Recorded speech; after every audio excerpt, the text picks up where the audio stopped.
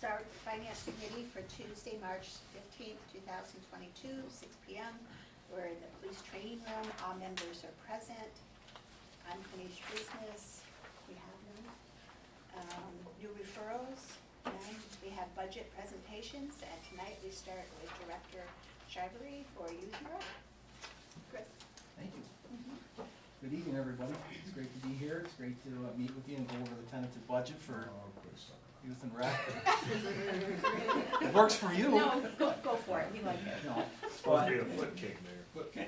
I just need this handout on. If it's a little redundant from what you might have already had, I apologize, but it's kind of the same thing I showed all of you last year. Again, there's not many changes in the budget from last year going forward. The big change under the 7140 Youth and Rec Department is our salaries. It's a $5,000 increase. Reasoning is our friend, the minimum wage. When I started in this position 4 years ago, minimum wage was $10.80 an hour. It's now $13.20 an hour and counting. So that's what the bulk of that increase is accounting for. It's also taking into account that hopefully, if we continue on this trajectory, we're gonna remain fully open, hopefully, if things continue down the road that we're in. So this just kind of lists all the different positions that are under that. And again, this covers everything that we do. That's your fall and winter program at St. John's, that's your summer rec program, that's your ice skating, that's your pool program. So, anybody have any questions on what they see on page 1 under salaries? I have a question, Chris. Sure. As far as, Yeah. as you know, big topic, lifeguards. Yes.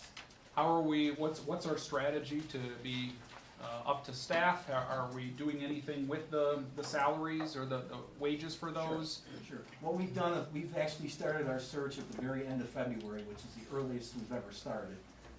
The wage, if this passes, will be $15 an hour for lifeguards and up to $16 an hour. Now, the $16 an hour person would be somebody that I'm gonna put in a senior lifeguard position that has a maturity, could possibly run swim lessons if we decide to go that route. Somebody that can hold the fort down, so to speak, if one of us isn't around. But we've also increased, last year we gave a $100 stipend, I guess would be the word, to help reimburse the lifeguard certification. We bumped that up this year to $150. I've been working with Portville Central School is currently doing a lifeguard class. I've already sent her our information. Had a conversation with the YMCA yesterday.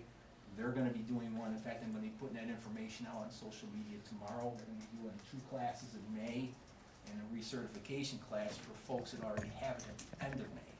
So that's the avenues we're taking. Again, I'm using my radio, newspaper, social media, internet. So we're gonna try to not leave any stone unturned, which is what I've tried to do the last couple of years. But it's been like pulling, well, that's right, this hair is getting a little more gray. So we're gonna do everything that we can. Do we have an idea what the competition, others that, what's the going rate amongst other facilities that have pools? Our rate is competitive. Okay. The issue that we have here is you know, our primary competition, so to speak, is the Bartlett Country Club, and we have Holiday Valley.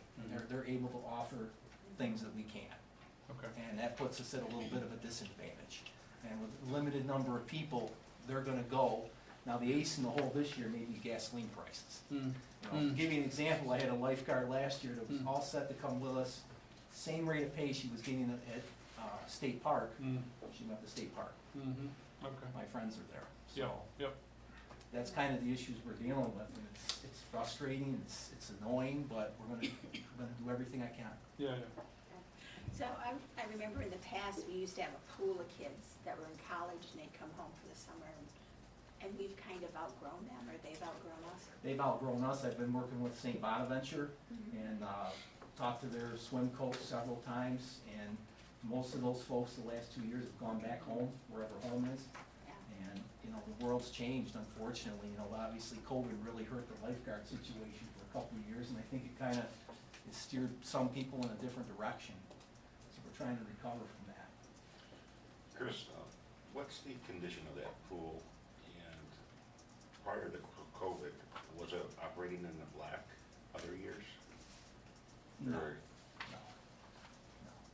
no. The condition of the pool, as we know right now, the physical condition is in decent shape, meaning the tile and et cetera. As for those pumps and everything, they haven't been running 33 months.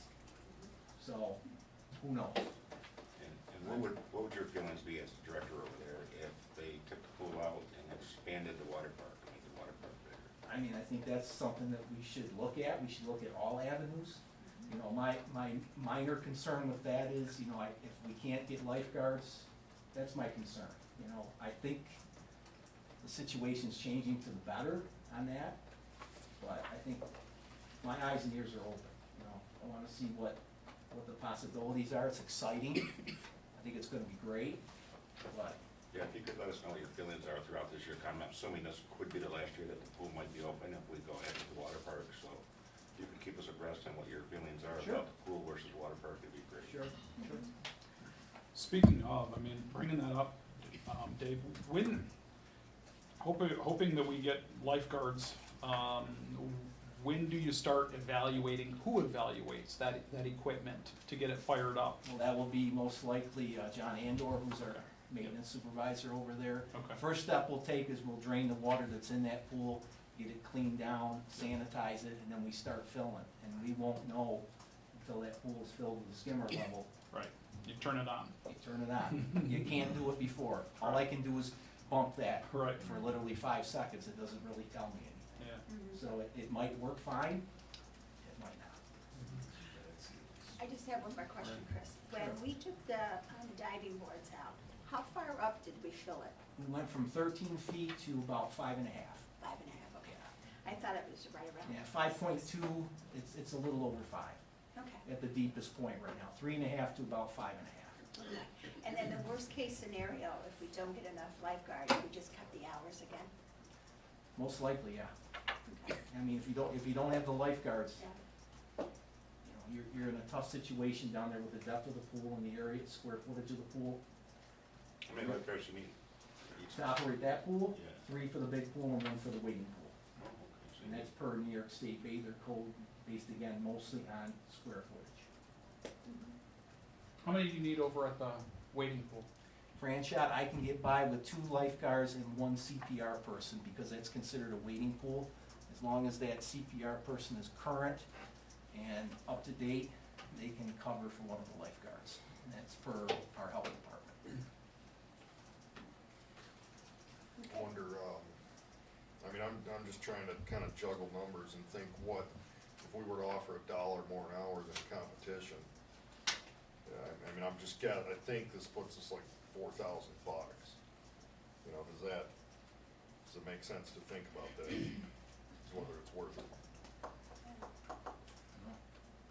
Yeah, I think it's, you know, worth it, take a look at it, yeah.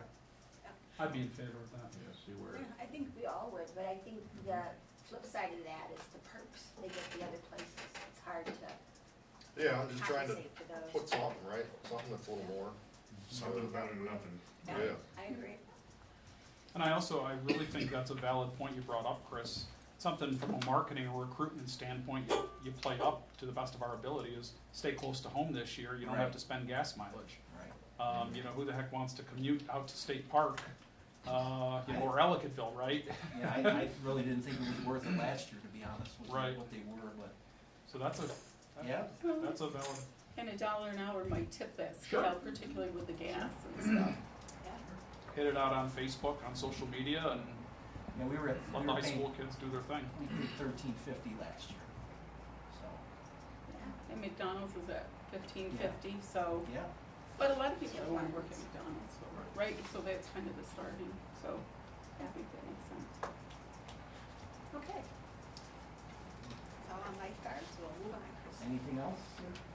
Okay, page 2, again, just the main change here would be at the bottom under programming. We're asking for a little bit more, and the reasoning there is the youth disc golf course going into Franchot Park, and a little bit more in there for concerts too.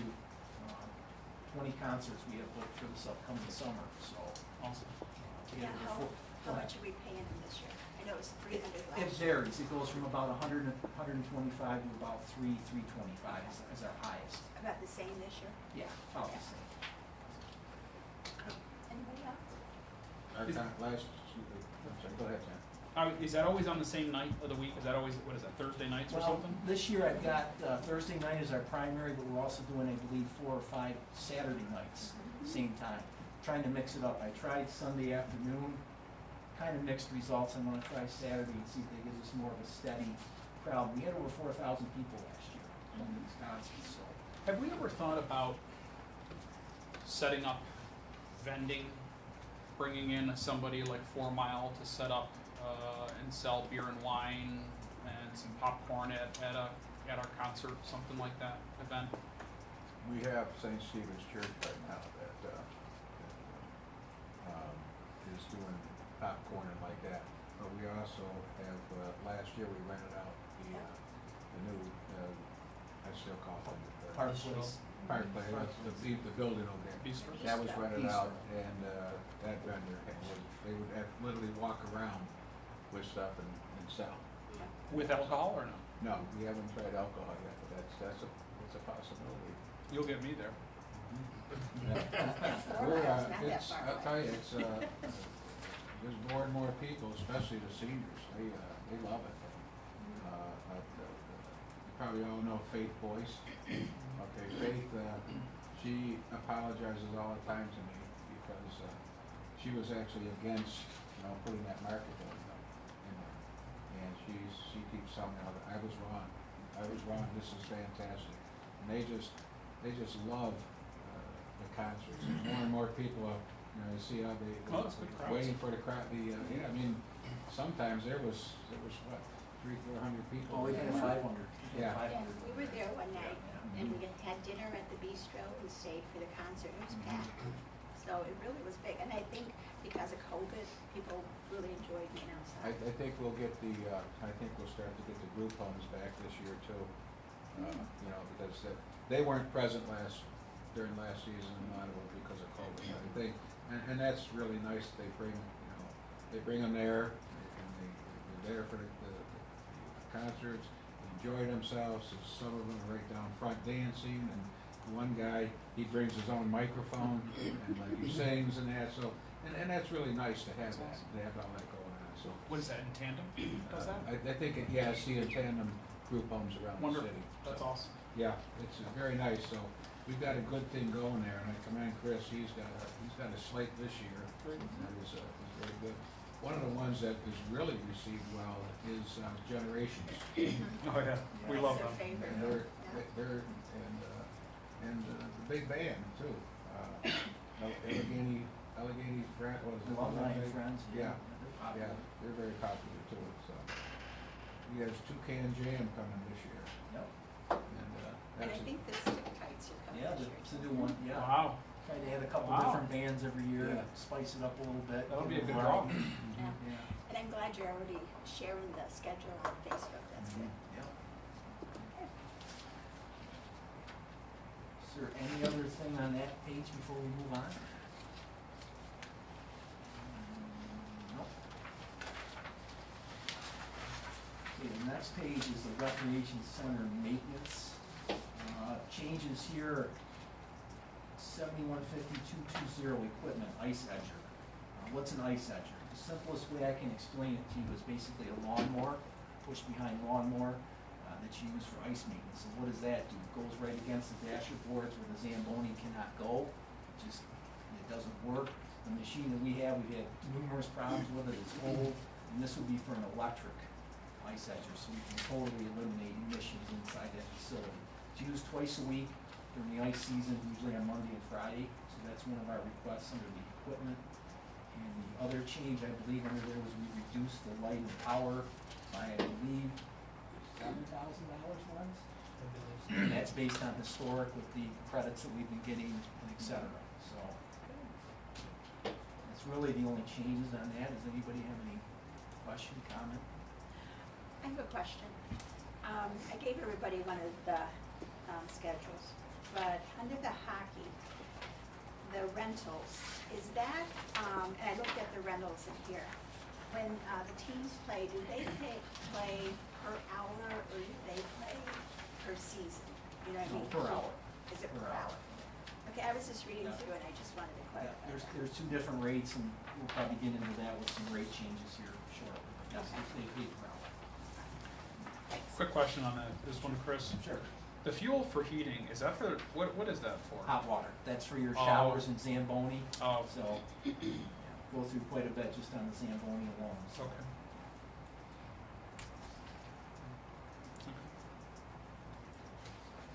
Anything else? Yeah, I have a Yeah, question. sure. Since you mentioned that, I have a solar panel on my house that heats water. And, I mean, the water is boiling. My primary boiler, or secondary, I should say, is set to vacation. Is that something that that building could benefit from since you go through so much hot water? I think there's been some talk of expanding the solar panels that are on there. The ones that are on there only really power the monument lights out in the parking lot. And if there's any extra, it gets funneled into the usage on the building. But it's probably something that could definitely be looked into. I mean, it's a huge roof, huge amount of square footage on that roof. Yep. And it gets a lot of daylight even when it's cloudy. Yep. And there's still solar radiation going through. If you remember the survey we out to the council and authorized, Brad Camp talked about it. Part of that survey will come back with ideas like that. Okay. Yeah, and just to put everybody on the same page, the panels that are up there were donated to the city by BMO and used to be Stroman's. They wanted to do 3 different things for the city, and one of them was the solar panel, and they planted a couple trees. But if you look at that end of the building, you'll see the meter. And it's Okay. constantly turning, so Yeah. I think it's helpful. You know, does anybody, maybe nobody here, but, I would think we could push for electric cars and things, that there's gotta be incentives lingering out there, even for still going solar Yeah. on rooftops, just to try and get that draw off the grid. Great. Because the grid budgets will help people. Grid has a do that, program, right? and I talked to Bob Ring about it. I had my thoughts and ideas about bringing solar panels or a solar farm anyway to Olean. And the big question is, did we want to go into solar farms where we had batteries out there on individual houses and did they benefit from it? Or if you wanted to have someone come and run it for you, and that way the city didn't have to run it, but that's light years away. We need another engineer here before I even go into that again. But yeah, I just think that something like that, for what I have in my house, and I can literally say the thing is awesome. You know, we don't have to do anything. The plumbing goes right up there, goes through the solar panel, comes back down, and it literally melts the insulation off the pipe. I had to go and wrap all of the insulation on the pipe because the water gets that hot, and my house is south facing. So that's something that could really help, and you really wouldn't need to do any heat at all. I mean, it's doing it for you. So, even in the winter, our water is boiling hot coming out the tap. So, Anything else? Okay, next page, we have youth bureau.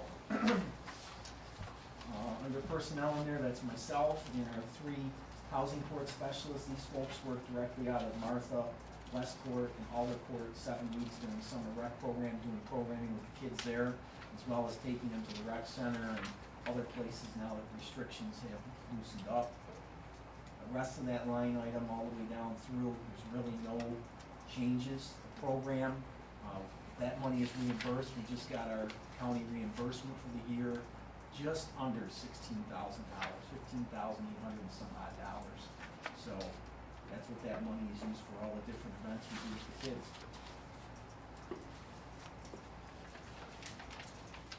Questions? No? All right. Moving on, Bartlett House. Under our personnel there is our stipend for our historian as well as money for cleaner and our rec specialist, that's Gail Frightner, who does all of our activities, coordinating promotion of that facility. So that's kind of who's covered under the 100 line item there. Changes since last year in this, it asked for a little bit more money under the 445 for repair the building and grounds. We've got some exterior windows in the carriage house that need to be replaced. We did some last year, I believe there's 2 or 3 more that need to be replaced, as well as an exterior door on the Bartlett house, on the west side of the house that's used as an entrance, that's getting in tough shape, that could use a replacement. Programming, we've asked for an additional $500. That place was really severely affected by COVID, but now that everything's opening up, we had a group there, a bus trip from North Tonawanda, from the town of Aurora in the last couple months. We've got a quilt show planned, a doll show, a psychic fair again in the spring, as well as some events over the summer, so things will be on the move again up there now that restrictions have opened up. What's a psychic fair? They give readings? I'm sorry? What's a psychic fair? Like a Yep. medium comes in and gives readings? Yeah, there's Let like, me know when that is, I'll go. yeah. Usually she has like 80 people at each one of these Wow. events. Yeah, Look at your. Do they sell tickets or is that free, Chris? no, it's not free. Your future is. Yeah, you have to reserve a You spot. have to reserve a spot. My wife goes, she Yeah. loves it, so. David, you should go, tell your Yeah. future. Yeah, okay. Let me know when it is. Stop smoking.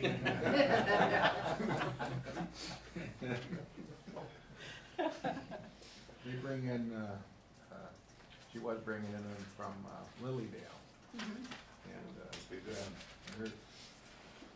good. my wife loves it, and some of the things actually are pretty accurate. Interesting. Never been to one, so I'll let you know. I after. never went to it, I don't wanna know.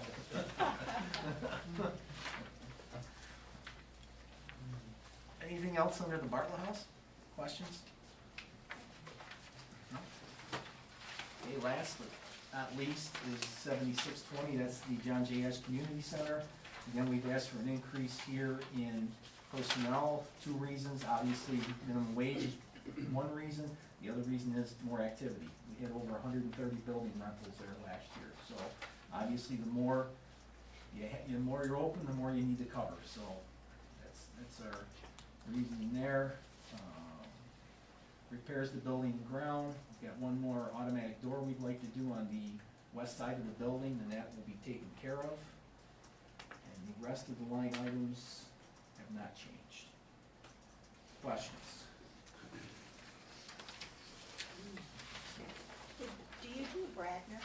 No, Okay. That's I not didn't me. see it, it's in line there. that's Public Works.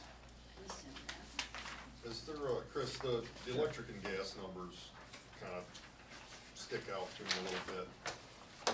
For It's which one? For the, John Ash Community Center. Okay. And I could almost swear, just in kind of conversation with Kevin, that he's been whispered about looking at doing some upgrades there or something to insulate the place and help with those bills. Is that true, or? Well, that's where, if you remember what I mentioned with the ARPA funds, that we would like to upgrade the HVAC system over there and, in that building, so that would be, part of that, yes. Okay. What building was that? John J. Ash John Community. Ash. Oh, the, Yeah, just kind of knowing the size, it just feels like, those numbers are a little high for a building that size, and I feel like, maybe it's from the antiquated insulation, or, whatever, Right. windows, door, whatever's going on. Sure. I remember, like Chris said, we had a lot more rentals this past Mhm. year too, with there, and that's, Yeah. especially in the winter, is when you're heating that hall. The doors are opening constantly and all Yeah. that, so. And people are there Monday through Friday, and volunteers are in and out getting Meals on Wheels, so that door is constantly open. Yeah. So I can see why, I agree, it's a little high. Okay, what would you like to do next, Chris? I'm just gonna pass this out down the road if everybody grab one. These are proposed. These are proposed, fee increases, and I'll wait till everybody gets a copy and we can discuss it.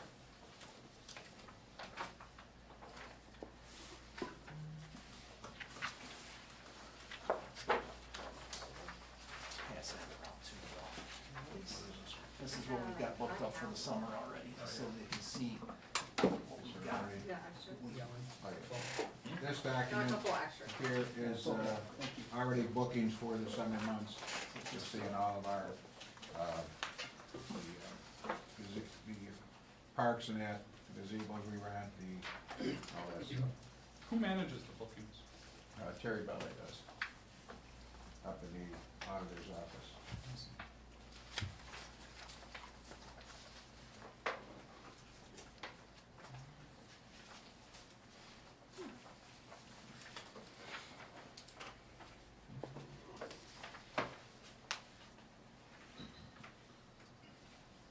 Does everybody wanna read it for a minute, or do you want me to talk about it generally? How would you, I threw a lot of information at you. Yeah, how about if you go through the fees first?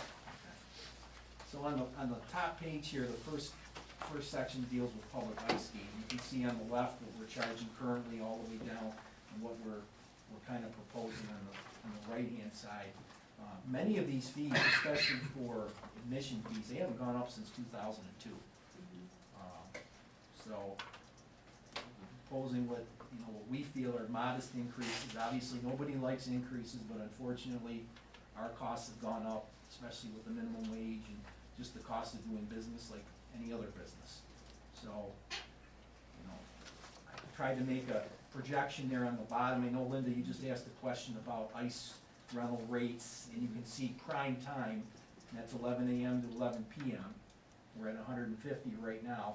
We're thinking, for next fiscal year, go to 155, and the 2023 fiscal year, go to 160. The last time that rate was increased was, I believe, right after the renovation, so about 5 years ago. All the others above have not been adjusted. I've been working since 2002, and they have not changed. So, and I've made a projection here, a rough projection, roughly $15,000 more. And those are kind of based on this year's numbers, and if I could, just for a moment, this year's numbers to date through March 11th for public ice skating. Nearly 8,000 child admissions, nearly 1,600 adult admissions, 260 family. Remember, a family is at least 4 people to a family, so you might as well say another 1,000 right there. That also does not take into account the 1,300 people that visited us during the 12 skating days of Christmas. So as of right now, there's only a couple weeks left, over 12,000 people that come through those doors just for public ice skating. That doesn't count the hockey groups, or practices, or scrimmages, or games, or whatever. This is just for public ice skating. And obviously, last year we had a bump in the road with COVID, but our last full year of operation, we did, we're up 10%. We did almost 11,000 that year, so we're ahead of that. So, as you can see, there's a lot of people that go through those doors just for public ice skating, which is great. If I could throw out a suggestion, I don't know, it just seems like having quarters are kind of antiquated today, and considering it's been 20 years, would it not just make sense to just go for $1 increase across the board? I'm in agreement. I was gonna mean, say that too, that because means you're cuts gonna have down the change. and Yeah, all that everyone's, other yeah, stuff. exactly. People, you're gonna need a boatload of change, or, Yeah. Chris, I would be really interested to take a look, if we looked at 2002, what the budget was for that facility Right. compared to today, Right. minimum wage, We're- everything, like, We're just trying to come in. yeah, at a- sure, at you a- don't wanna, yeah, At a reasonable Sure. level, and if that's what the council feels. Do you have a chance to look at other ice rinks in the area, what they do? Yeah, everybody is at $3 for skate rental, we're at $2 right now. In admission, there is a little bit of difference up in some of the suburbs of Buffalo, you do resident, non-resident. We did that years ago, it just really didn't work out well because yeah, a lot of times people unfortunately weren't honest. yeah. But everybody's at least $4 for a kid and $5 for adults. So we're obviously below that. So these are just, Suggestions? Suggestions. It's still a benefit to say $3, we're still cheaper than anybody else for a Right. kid, and that's the majority of who's going, and right. you that's give the correct. residents a break, you charge the kids less. I think that's reasonable. I agree. I think we all agree with that. Chris, Yeah, so You listed the You okay with that? off-season rates. We have the ability, if somebody wants to rent it, we can have ice there all year long. No, off-season rates would primarily be for like roller skating, roller derby. Okay. Or say somebody wanted to rent a facility for graduation, birthday party, something like that. Primarily, this is for roller derby. Okay. Usually what our goal on that was we'd like to get to 50% of what we were charging for ice. Mhm. That's kind of our thinking, and that's why this again is a rolling, as it suggests here, 65 and then 75 instead of, but it's just a suggestion. Now, do you see, because, I mean, just the time I've been on the council, it sounds like the demand for that facility has been increasing over time. Do you see the desire to run that year-round or the ability to do it in the For future? ice? Yeah, I would highly doubt in Olean, New York, just because you have a limited number of teams and limited number of kids, unfortunately. Even Amherst, a town that's as big as they are, they have 4 rinks, they only operate 1 in the summer. okay. I mean, could it happen? It's possible, but the numbers would have to really go through the roof to justify it, not only at the wear and tear Yeah. on the equipment, so. Do we get pretty good off-season rental anyway from different groups? Primarily what we get in the rink is our public roller skating, that would not be that fee, that's on the next page. Okay. And roller derby, we also have different events in there, like we got the home show coming in, we got a craft show coming in, we got a job fair, different things like that. And it's really, by the time we take the ice out in mid-April, by the time we get it out, Yeah. mid-August, we're firing those compressors back up, so it's about a 3.5 month period Okay. where there's no ice in that facility. Do they still do a summer league basketball in there or no? Not anymore, no, that was many years We ago. lost that when we did the renovation. Oh, They moved it to Port Building, they haven't, oh, okay. come back, so. But we have these sports for, we have the baskets, we could, Yeah, yeah. They do basketball during the summer program. okay. A big thing during the summer the kids really loved that you put together was the kickball. Oh, yeah. They really loved Yeah. that. What do they do at St. John's, such as basketball? Basketball league, yes, Oh, there's all other activities the kids do after school, different kind of games, homework help, Xbox, and there's different things that we do. We run a league down there 3 months out of the year for grades 4 through 6. We had 84 participants this year, so really worked out nice. It's been a good program, since we're in, what, 20, how many years now? Since 1996, I believe, that's when that started. So it's been a very good program. That school's almost the same as it did 40 years ago. Oh, it does. Yes, it does. You're right, Yes, it does. you're right. I mean, over on page 2, again, I know this has been discussed a few times in the past, charging for the franchise waiting pool. That's put in there, I mean, that's, again, we're figuring roughly about 3,000 go through that gate in a year, and that's a really close approximation, because we had to keep track of our numbers during COVID. We only allow so many in, and again, you're at the whim of the weather too, so it's a projection. Roller skating, there's our proposed roller skating fees. We're hoping to start that the second week of May. The John Ash Center is another one. These rates have not been adjusted, at $30 an hour between paying the attendant, paying the cleaner, and paying utilities, and paying, you're not even breaking even. So that's kind of our reasoning there. So I would say that, booking a 2-hour minimum, but a rental, I mean, $40 is incredibly cheap for a hall to rent anywhere. I'm just wondering, comparable, I mean, and we want to be reasonable for residents and stuff, but I'm wondering, because we want to at least break even, as you said. I mean, would $50 an hour bring us closer to that? I don't think that's unreasonable for a hall that size, and do they have access to the kitchen too then? Yes. I mean, that does seem, How long's it been since that's been addressed? Do we know? As long as I can. As long as I can remember, I mean, I don't know if it's been back as far as 2002, but it's, Terry would probably know. yeah, No, I agree with you. so. Especially something that people have used so much, and it's convenient, and you actually can go in and set up, and then you get charged for your event, and then you clean up or put things away, and you don't really get charged for those times.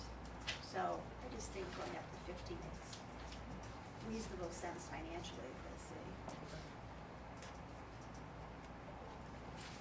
Is there any question or anything else so far? Go But ahead, I sorry. just, with like a wedding 8-hour, we're suggesting going to from 200 to 225, and maybe we should pop that to 250. Yeah. You're Or right. 300. At least because I'm gonna tell you, you can't rent anything else close to that for that amount of time.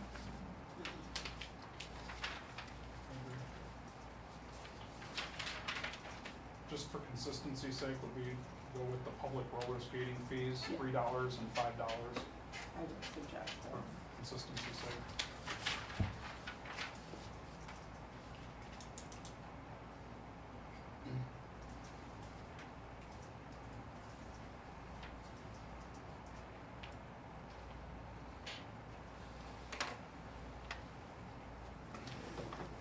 Can you explain to me what, you have community rates there, you have non-show days and show days? So if you were having an event that's not characterized as a show, we used to get like, believe it or not, some years somebody brought in fish, that was considered a show, they had tanks set up around the building. But if you were gonna have like an event for a day, it was not considered a show, we'd give you that reduced rate. It's not used very often. It was like a setup day. You wanted, you know, Okay, get, oh, gotcha, gotcha. So if you wanted, the stamp club, I used to have Yep. in there, and, they, you know, they'd come in and they'd set up everything one day, we'd charge them the one fee, and then the day of the show is when we got the higher charge.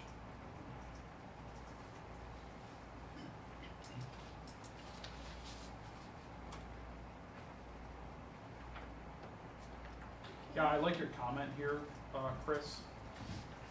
I'm fine keeping the fee as is. I would love to see it just get utilized more for shows.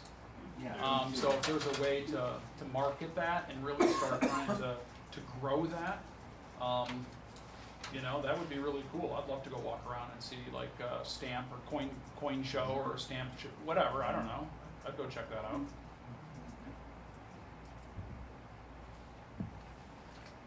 So the next one's one I'm interested in, I noticed it has a quantity of, oh wait, that's Forest Park, anyway, I guess the one I wanna see is Corvettes, so it's down lower, when it says rental down here at the bottom, is that that's for the pavilion at the rec center?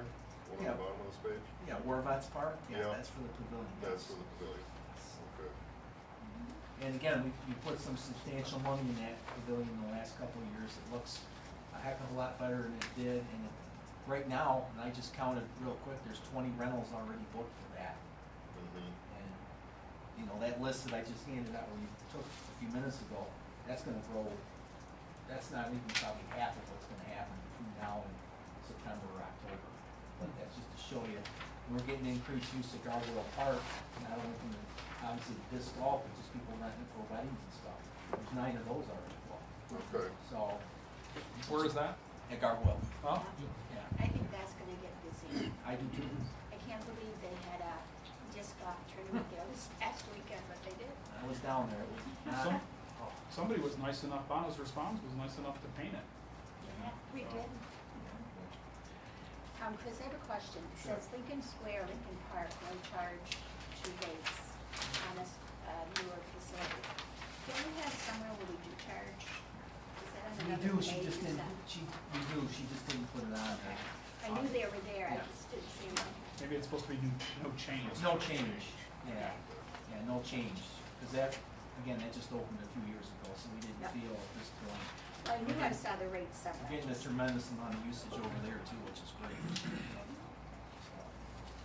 So my question is, if I may, with Gargoyle Park, we're just starting to get more activity down there. Do we want to change the rates now, or do we wanna look at that in the future? I would wait, only because it's just starting to. Yeah, hold off, though. I mean, we're talking about just trivial amounts, Yeah. so it does, I would just like to see that facility used again. Yeah. Is there any I mean, speaking, not to go off topic, sorry, Chris, but It's okay. any, update on the road condition? Like, was, Yeah, that was redone. it was last year. redone? Yeah. Redone, and it actually held up pretty well over Yeah. the winter. Okay, okay, good. Is it still getting vandalized there? Last spring, wasn't it, somebody kicked in the door with a bathroom, that way that guardrail? We get that Did periodically. that once in a while, but Yeah. it's nowhere near as bad as it used to be. It's- No thanks. We get that every once in a while. We get some vandalism down there. So, but there's a little more activity down there now too. And, especially with the disc golf. That's going over very well. Yeah, I mean, yeah, if that's marketed, definitely help get it rented more. Do we foresee any need for some expenditures down there to get that place or keep it up to snuff, Chris? You know, I know Gargoyle's kinda out on the outskirts, probably gets forgotten a little bit I by think that'll be the under. rest of us. It's it'll be right, under yeah. That's under Bob? Yeah. Bob will probably talk about Okay. that, so. Bob don't care about that. Have we ever discussed, I mean, and I don't know if it used to be this way, did we ever have park and rec together? They kind of go hand in hand. Have we ever had that What do you? in our history, like the rec and park program? I mean, it's weird Together that under parks one. is under Yeah, back DPW. in the eighties and Well, nineties, that's what it was. parks maintenance, went over under DPW. Okay, Say Parks and Rec is Chris handles all. okay, okay, So you got, years ago, they took maintenance and, put it under DPW. I see, I didn't know that Chris was Okay. from- gotcha. Can you tell me what the alcohol waiver is for? Yeah, right now, we still have on the books, we have a open container law Mm-hmm. in the city of Olean, and that is what the alcohol waiver is for, so you can, when they rent a park, you get the waiver, you can, Have you're alcohol. not subject to the open container law then. Didn't, Governor Hochul Yes, I was just gonna ask that. extend the COVID rule on alcohol, I thought, so you can, well, it's takeout or something. It was Right, for takeout, you can restaurants. keep it in a covered container. Yeah. That she's gonna extend, like what they did during COVID. My question is, how would that affect the open container law at parties? Well, let me just go back up, and years ago, they put the open container law so that you couldn't, walk down the street with an open container. And there's been some back and forth on that with the courts. Is it legal, is it not legal? So, we've had this waiver in there, and, walking from a bar to a bar, no. But in the parks, when you have a family reunion and you wanna have alcohol there, that's why we get the alcohol waiver in there. And then, during some of the events, Greater Olean Chamber will get an alcohol waiver, and so they can sell alcohol in the parks, on the street, and that. We still, when they have their, this always comes up with the Olean, Strolian, they wanna get a waiver to allow, to walk from bar to bar, and I tell them, we can't do that. It's gonna cause problems. Let the bars, in the bars, they'll have signs that you can't take alcohol, you can't, now, with what the governors, they can sell it for off-site consumption, but it has to have the cap, it Sealed. has to be sealed, when you come out of the bar, it has to be sealed. Well, Mayor, during the bike rallies, you're allowed to not wear a helmet while riding a motorcycle. There's no waiver, there's no anything, it's just, I don't know where it came from, but, everyone's helmet off to the side, ride the bike rally, once you're all done, helmet on. Yeah. It's, it never has been sanctioned by the city, so. There were too many of them to pull over. Haven't we talked though about, there's a legal footprint to go about removing the open container laws? Didn't we talk about that when Nick was city attorney at one point? Yeah, yeah. At least maybe for the downtown area, like the Yeah. North Main Street Mhm. corridor. just to go, yeah, just the downtown corridor, just to go bar to bar. I think it was the Olean that brought that up. Yeah, yeah, this is probably a conversation we need to have. I don't know how the liquor authority works, but down in North Olean, with the plant bar, I was talking to the owner there last year or 2 years ago, I can't remember when it was, but she got a pretty hefty fine from the alcohol board because her customers went out on her front porch Mhm. and stayed on their property. Yep. And because it wasn't listed on her map as part of her building, Yeah. that she got like a $5,000 fine. Oh, yeah. Just for having customers on the porch. You've gotta have everything, and that's the, you gotta have everything listed. Yeah, I mean, I'm pretty sure even if don't we say it's okay, Dave, like, Don't mention the establishment, I don't want to. that liquor license has to be modified Yeah. Well, to whatever they allow. Bill, not only do we need the waiver, but I was also under the impression if you have a family reunion, you're gonna have alcohol there, you're gonna have an event, you're gonna have alcohol there, do you also need to provide insurance?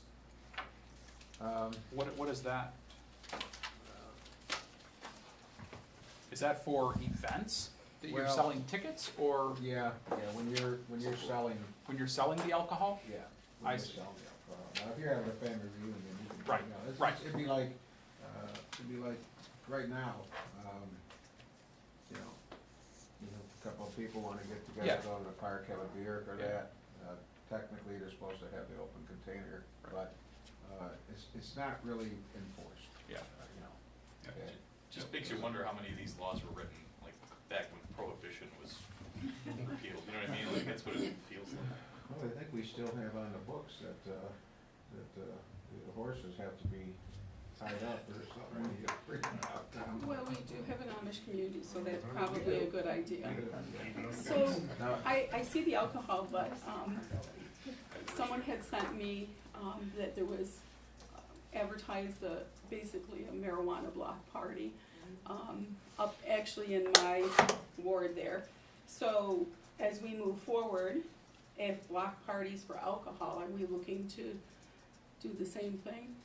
well, we have to have this conversation and we're gonna be coming to the council as a discussion item on where in the city do you want marijuana to be, Dispensaries. yeah, thanks, Bob. The dispensaries, where is, cause we're gonna have to change our zoning. So where do you want the dispensaries to be? Where do you want the manufacturing to be and all that? So this is a discussion we're gonna have, and that's part of it, yeah. Ward 1 would be nice. Ward 1 would probably appreciate that. I'm sure some already have it. I know just over the bridge, there's a big party almost every weekend, so. That'll soon be a regular bar. Just for the strips. Oh, will it? Closer to document the strip. No, not that one, around the Medicinal. corner. Okay. People that park on the sidewalk. Mhm. Okay, Mr. Chris, do you have anything else for us? I don't. Does anybody have anything else? The rentals look impressive. That's a great job. Yeah. For this early point, yeah, it's gonna be another busy summer, which is great. Do you have, just out of curiosity, a total year-to-date, or season-to-date, I should say, of revenue from all those people, the ice skating rink? Our public ice skating revenue is about $54,000 right now, Okay. so I imagine that'll end up in the high 50s Yeah. by the time we're done. And that's just the public? That's just the public. That's not the teams That's and the not clubs teams and, okay, cool. Would you be able to get us a total number, Yeah, or where you might project by the end of the season? When is the end of the season, Chris? April 3rd, Okay, so it's coming up. yeah. So, could you get us just out of curiosity, what that number is total, because we sunk $4 million or $3 million into that facility a couple of years ago, so just out of curiosity. And just remember, for this year, we've been hurt in 2 instances, because we did not have an Olean area high school team due to low numbers, they Oh. couldn't field a team. Uh-huh, And Pitt Bradford only purchased $1,200 worth of ice time, and they're normally the $6,000 range. I'll have to talk to them. So, That's now acceptable. they're coming back. All So right. it was good that they were able to field 6 Yeah. players, and they had 2 games and about 4 practices. Chris Jordan's the coach, and Okay. I've known him for a long time, he's been around our rink for a long time, so Yeah. hopefully, if things continue the way they are by next fall. That's because Pitt couldn't afford it after paying John salary. You said I'll offer my students some extra credit to join the team. So, But That's a actually, joke. you've had a great year because of, it's still technically the same year. Right. That's a joke. That's gonna take time to recover. Joke. It's gonna take time. Okay, any other questions for Chris before we move on? No? Thank you so much for coming. Thank you. Have a good night, everybody. Yep. Thanks, Chris, appreciate it. Good job.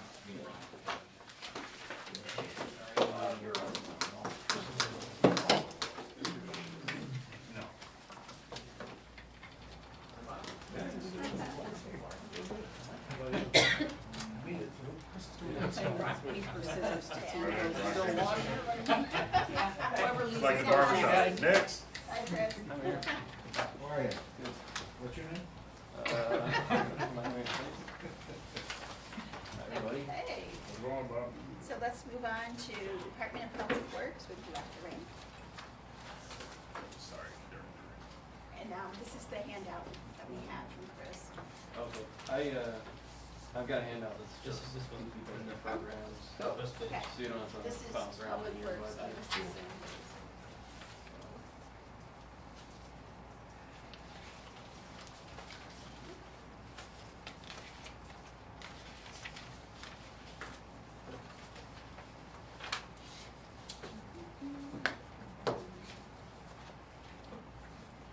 Do you want me to just get started?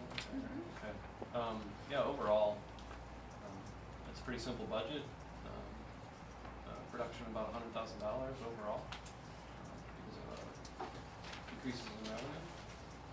We do a 6-month audit in the department every year, so I included that in the line items. The budget that I'm gonna run you through is all the way to the right. We had first proposal, and then we had some reductions, that's in my spreadsheet, just because I forgot to hide it, but, and then the 2021, 22 budget's in there, and then increase or decrease. So starting with our engineering team, this also doesn't include really any 100 line item.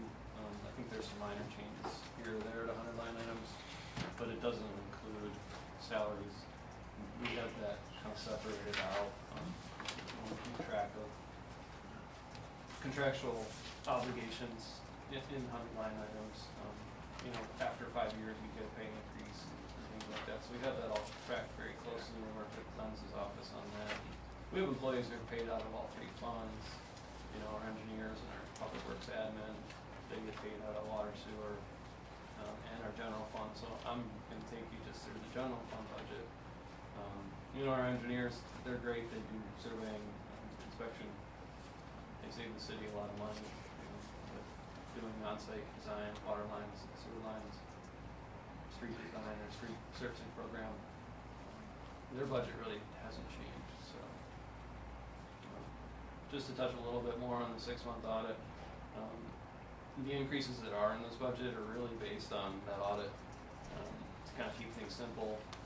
And we really only increased where we needed to, right? Because of any fixed cost that we have to spend, any kind of luxury spending, most of that where we found we needed to reduce, or areas where there was grant funding available, I strategically reduced there, and you get your comments on it if you want to change anything around. But so the first 2, public works admin, those are the office staff. So Amber and Amber are paid out of water, sewer, and Linda is paid out of the general fund, and then my position is paid out of all 3 funds.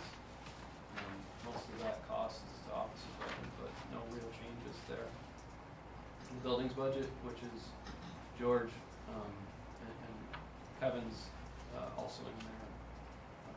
Now that his position, this is the 2nd year that we've funded his position. He's been called in at times at the airport, at other places when there's an HVAC breakdown.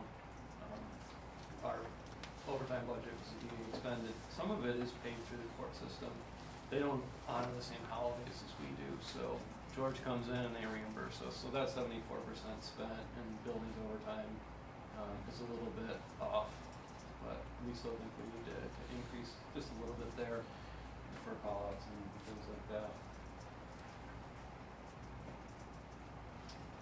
Once we were asked to reduce our budget after the first proposal, I reduced our $35,000 equipment and property budget down $5,000.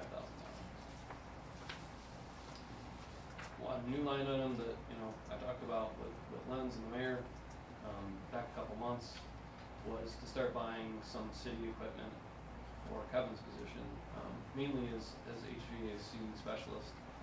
And he's actually in training right now to become certified in refrigeration. You have to have a license in order to work on those types of systems, and he's gonna have that in about a month.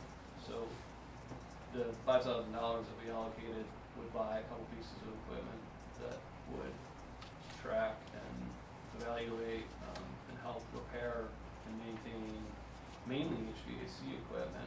We thought that was a good place to start, but, when Kevin was brought on board, he's using some of his tools. He gets a small tool allowance, the same amount that our mechanics do. But, as he gets a vehicle, he's not gonna want to transfer all his equipment into a new vehicle every single day. We need to build that up through this line, the city tools, and also some specialist equipment that he's gonna need. Overall, the budget went up by about $1,000.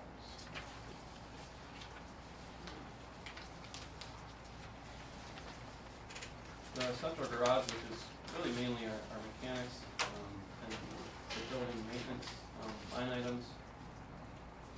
I think this line item was impacted more than anything by the price of material right now, starting with fuel. We increased the gas and oil by 10,000. You can see that it's about 63% spent.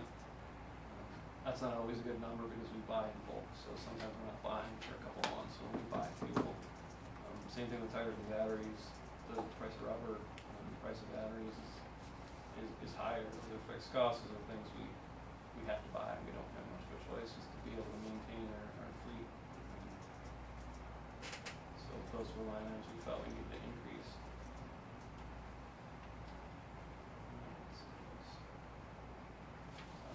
When we were going back through and doing some reductions, we thought that a reduction in the repairs to buildings and grounds was justified.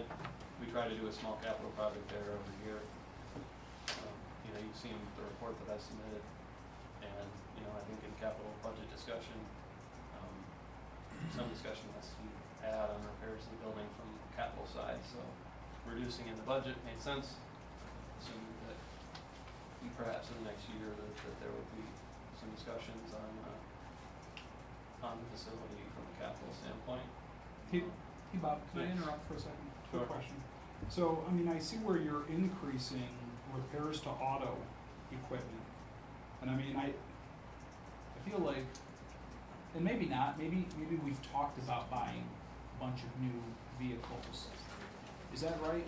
We haven't actually, I know we've bought some new vehicles.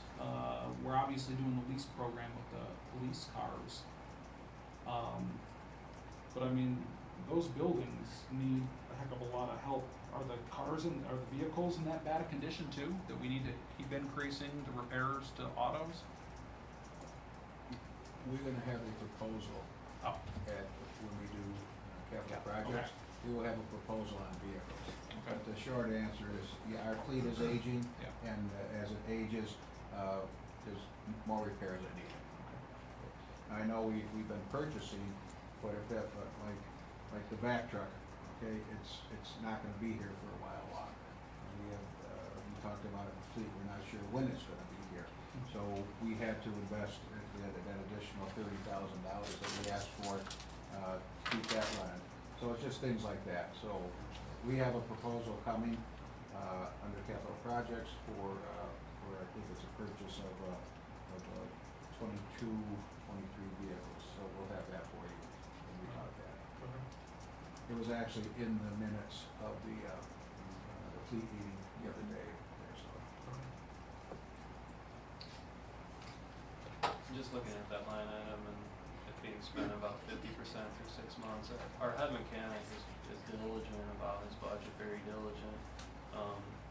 He had conveyed to me that he's holding off on some bigger repairs, and I think without the increase, that it's possible to have to take some vehicles out of service would be a reality, just because cars are getting 10, 11, 12 years old, and that time they really show wear and tear and the cost of repairs goes up from, you know, 1, 2, 3,000, sometimes early in their life to $5, $6, $7,000 repairs. So I know he's holding off on some of those and tracking his budget closely. This would help, I think, get us through another year, and then perhaps, you know, it could be brought back down if we were getting vehicles in. Something I can add to from being in that realm of industry, John, is that older stuff is getting harder to fix since COVID and all the supply chain baloney. I mean, the older parts are disappearing, and they just can't even be found. I have a question, Bob. With the fuel and any petroleum products, do you think increasing it by 10,000 is enough? Because of the way the gas prices have been going, and it's affecting, you know, tires, oil, everything. Right. So we might see that have to be tweaked later. Yeah, I mean, if it continues how it is, sure, Yeah. then you end up in a really bad spot, you know, and then almost an emergency spot to have to use contingency funds or something. So you probably could give a little bit more of a buffer. I'd have to look at how much we spent in previous years. I don't have that in front of me, but Okay. How about the numbers from, what year was it? 2008, I think it was, when the diesel was $5, $6 an hour. It should be easy to go back and find the numbers of what we spent in fuel back then. That's comparable with what we're doing now. So, It's electric cars, I don't know. yeah, yeah, I think Glenn says it's all the historical numbers in his spreadsheet. So I'm looking at fiscal year 2017, 2018, we spent $126,000. That was the most we ever spent in the line item. But what about when fuel was, like Vernon said, maybe in your spreadsheet, you might be able to go back to Yeah, 2008, Yeah, when, but I don't have that in front of me Yeah. right now. that would be a good comparison. or maybe it'd be the year after, since it was, or it would be 2008, and then whatever we moved from, I'm pretty sure contingency was moved to pay for more and so forth, because you're short. I can almost guarantee that one, and that would be a better gauge.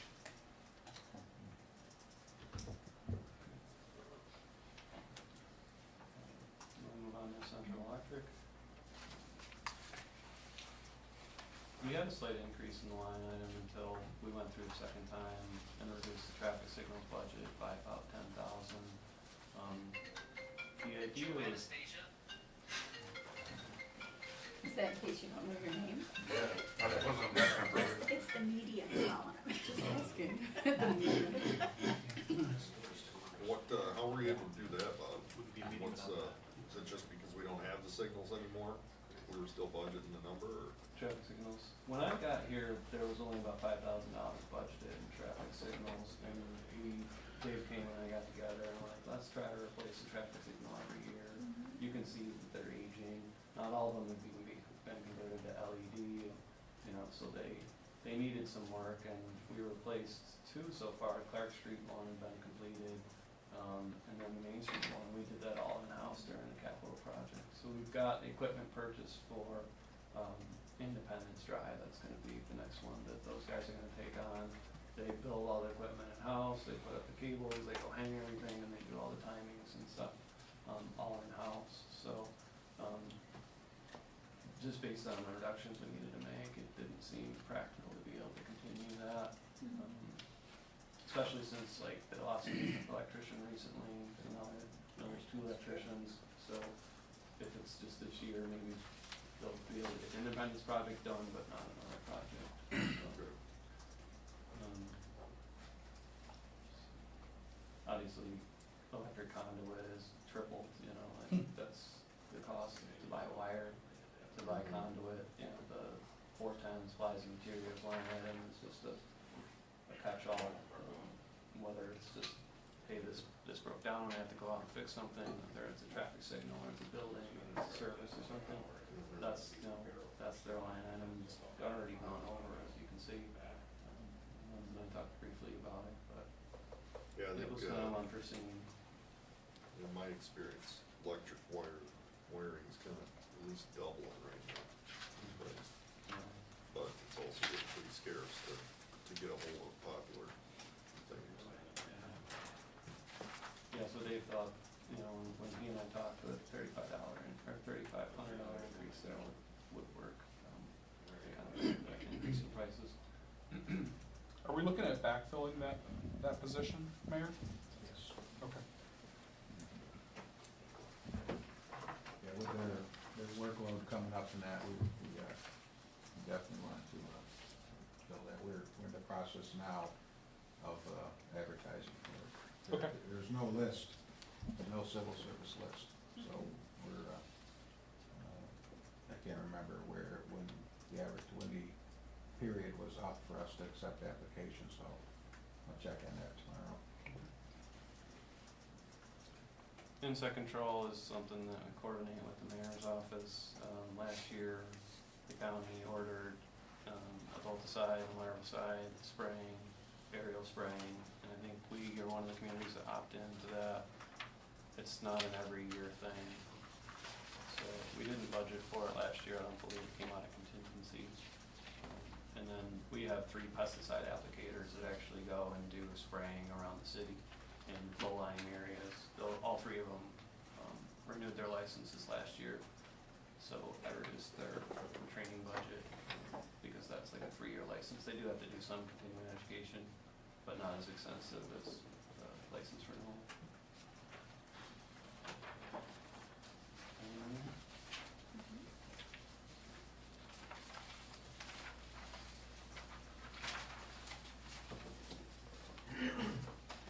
Our maintenance of streets line item, you know, the first thing that I look at is reduction in 412, which is really our catch-all resurfacing and street materials line item.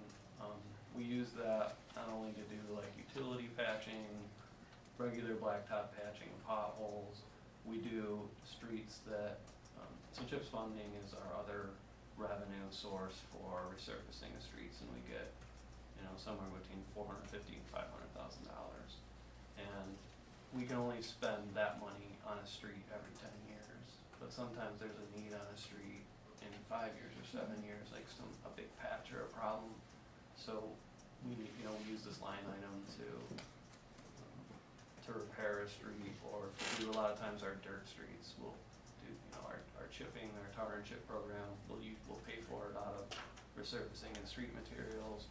We've been trying to do crack sealing every year for about $30,000-$40,000. That comes out of this line item.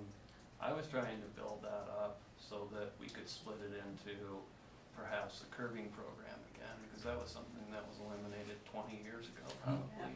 So the sidewalk program, you know, when we have sidewalk complaints against our own sidewalks, we don't really have a fund for that. I usually just say, well, pay for it out of 412. So it would have been nice to build it up, but because of the funding that we're getting from the state, I don't know if there's been an update on touring funding, state touring now. It's the touring money is still in the governor's budget. Yeah. The CHIPS money is the same as what we got last year as it stands right now. There's also winter recover money in there. I think we got 65,000 with that last year. Plus there's a new, and it's still in, the last I knew, it's pothole money. Yeah. So we have a good chance here, if everything stays in the governor's budget and they pass it, that we get another additional, and it'll be based on the same formula that we're getting the winter recover money. So we've got a chance of getting a little extra money, you know. And if we get the touring money, we got $900,000 last year. So if we get that again, that would be very nice too, so, yeah. So the same as gas and oil products, the blacktop is gonna go way up too this year. Yeah, for sure. So do you think, I know each year you give us a list of streets we're gonna work on. Do you think we'll be able to hit that target this year? Not sure, you'll have to talk to the mayor about it. I haven't really been in the loop on it since we've decided on at least a few streets, Yeah. Yeah, but okay. it seemed a practical reduction because of the additional revenue that we're getting. And I think we made a lot of progress, even though there's a lot of potholes this year. I don't know why. I think it's really been an awful freeze thaw. Like it'll rain and it'll freeze and rain and it'll freeze. That's right, it Because was the he next mentioned it. week. There's so many potholes. But we've made a ton of progress on our resurfacing program, because we moved to all mill and pave, and we got Buffalo Street done last year, and we got Homer Street done last year. And if we get that touring roof funding, we're really gonna make a lot of progress. But the thing is, I got I have mixed feelings about street resurfacing, because it's just always fighting a losing battle. Like, over 20 years, you pour millions of dollars into your streets, and they still have potholes on them, you know, like, they're a lot better, I think, than they were like 10 years ago. But it's just so expensive to maintain them. What about the mix, or I don't know if you can use this, but the mix that they're using on the highway where they put concrete in with the blacktop? Have you seen that? It's, There's another thing that I think the state did where they put chopped up tires in with it. yes, I've seen that. To see if they could extend the life of Which it. state? Not your state. I know that. Yeah, I've seen it. That may be down south, Yeah, with the rubber they tires. did it on the highway, just a small section to experiment. My other question, I noticed like Madison, I think that's only been, 5 years since, not even 5 years since we fixed it. Oh, yeah. And it's already cracking because there's those natural springs underneath. Yeah, we did that really late in 2017, or no, in like May of 2018 it must have been. And it hasn't And been we long. knew we were building right over top of springs, we did it with like about $30,000, because the cost to do it, fully reconstruct it, would have been like $300,000. So it seemed practical to do it and make it last for 10 years, than to try and make it Not last gonna 40 or make it. 50 years. And even Prospect, we fully reconstructed that, and there are cracks already showing. It's in pretty poor shape considering how long it's been since we did that I project. think it's just western New York weather. Yeah. I think if you wanna guarantee a torrential rainstorm or a freak snowstorm out of season, do some road construction on the city of Olean. Guaranteed to trigger that. True. Pour concrete. Also reduce the traffic signs and striping, that was a line item that's been built up over the years, so keep your requests for signs at a minimum. We doubled that, now you request you're getting more signs. No, you can't I'm do about that, to put a especially request in. Dave, Dave's gonna have some budget for signs. Yeah, yeah. So that's geared for That the shut Ward somebody 7. up that's working. For reelection. The tree program, increased it by $5,000 in the actual tree program and reduced emergency cleanup. We usually have a couple storms that, amount to about 10,000 emergency cleanups. I tried to put a little bit more money into the actual tree program. I don't think the bids are in for the cost of tree removal, but they're going up. And we have a wait list on removals of trees just based on complaints. So we get complaints that come in, we evaluate, and 7 or 8 out of 10 are removals or need to be removed in 2 to 3 years. And there's a long list of those. So those eat up our budget, in the spring most of the time. So I have a note here, I don't know if I'll be around to ask about capital funding, but, I was gonna ask for capital funding to remove additional trees. There's ash trees around town that need to be removed on city property, on right-of-ways that we've just allowed to kind of stay there and haven't scheduled to remove them yet, mainly on Buffalo Street. It's a railroad property across the street.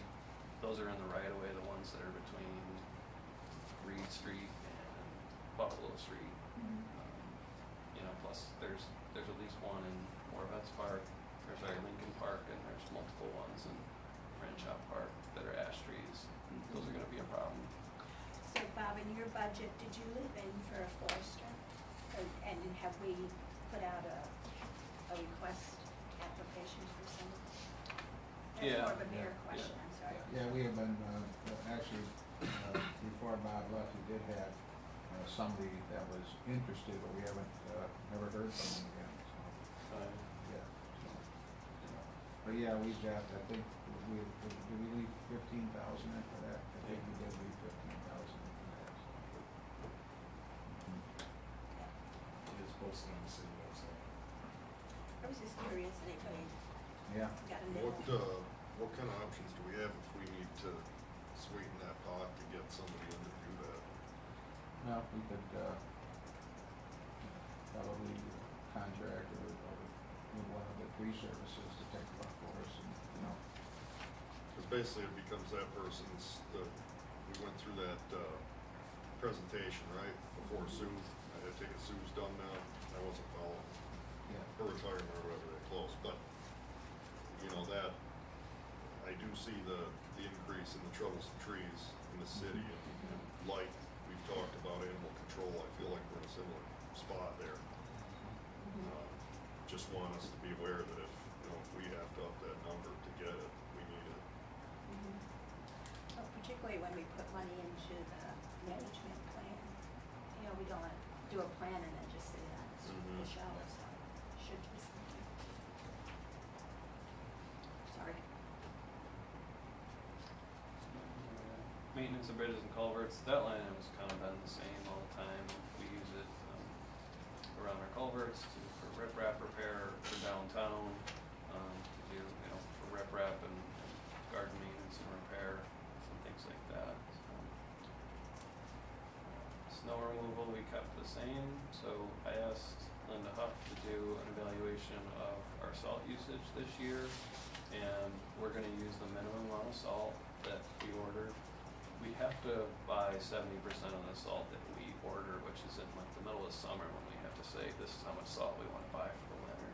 So we're gonna have to buy 70% of that, and we have to take it all by August. The good news is that we'll have $40,000 left over, so we're gonna be spending about $90,000 out of last year's budget. What I was hoping that would happen was we'd take that $40,000 and purchase a canopy for the concrete pad that we put in the previous year for about $40,000. So that would complete a new salt shed, at Front Street Lot. You know, and it's something that we could put out a contract whenever you guys would get a verbal approval, because I don't think we're definitely not gonna be using up all our salt. And then we can take the salt that we get in August, and we can put it there and store it. Would we be able to eliminate the existing faulty salt shed? I don't know, that's a tough question, because you've got all your trucks at the city garage, so you have to send somebody down in a loader where the salt is and load up all your trucks there, so it's a little inconvenient, you know, you'd have to keep it plowed and everything like that. So it's ideal as like a secondary storage, and then, because our salt shed now only holds 600 tons, and this other one would hold about 1,500 tons. A lot of times our salt at the end of the year, we have to order like, say, 1,000 tons, so we have nowhere to put it. We've kept it at like the town yard and covered it up on like, on dirt, so like, you don't want salt to mix in with any dirt, it goes through your hoppers and stuff like that, so when you take your salt back, you lose a certain percentage of it. You just can't get that dirt mixed in with it. I guess my point is, like, this would be on a concrete pad, and it'd be good storage, and it could be transferred, you know, back to our salt shed on a slow day. Does the city use pure salt, no matter what the temperature is, if it gets below zero, they still use pure salt? Or do they mix it with sand? No, I don't do any mix of sand. It's always pure. Mix the sand, it'll get into our sewer system and cause us problems there. Yeah, we used to suck out all our storm sewers on a regular basis, but, you know, we're down, we have only a handful of people in our sewer department, so, I think maybe it was Tom that made that decision, Tom Linda's, you know, catch basins were getting filled up, and then when it would rain, they were full of sand, so they eliminated sand altogether 10 or 15 years ago.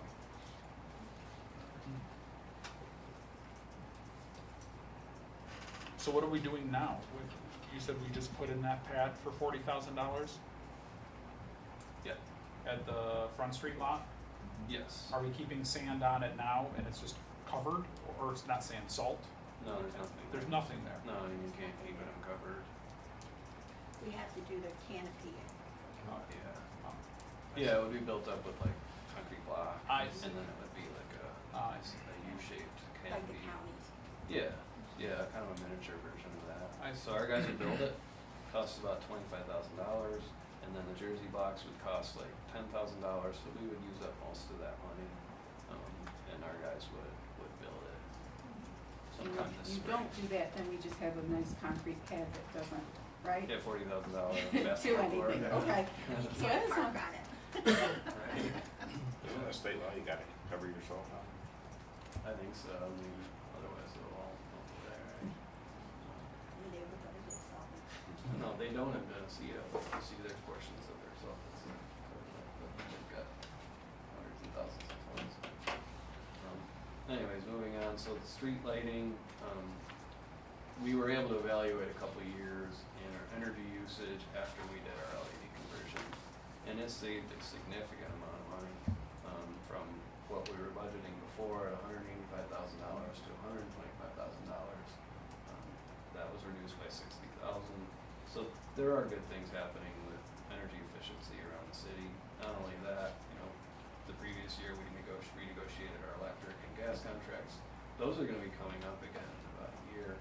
So luckily Brad and I both kind of went through that process, but we got a great rate. Those are probably in maybe next year's budget, those are gonna go up. But we were locked in for 3 years, that's the max amount that you could go for, and at the time, they were all historically low. But, LED conversion of our buildings has given us time to take some other projects and some other measures. And hopefully we'll do this energy contract that's being talked about where our HVAC systems will, become more efficient at the John Ash Center and in this building, and we can continue to offset the rising cost of goods with energy efficiency. And the same thing with the fuel, if we buy 20 new vehicles, they're gonna be more fuel efficient by quite a bit, 10 miles per gallon probably, than a vehicle that was 10 years older or eventually moved into, EV and such. Speaking of lighting, have all of our municipal properties converted to LED lights? No, some of our parking lots we were talking about, lot 1's got some really old, ugly lighting, and it really could use like a capital upgrade and conversion to LED. Our stadium and things like that aren't LED quite yet, but we were thinking of doing that through capital. What about our buildings, all the lights in here? This floor is all LED converted, yeah. I think they're up on the 3rd floor now, but. This floor's, first floor's been converted, courtroom's been converted. We're moving up to the second floor. Okay.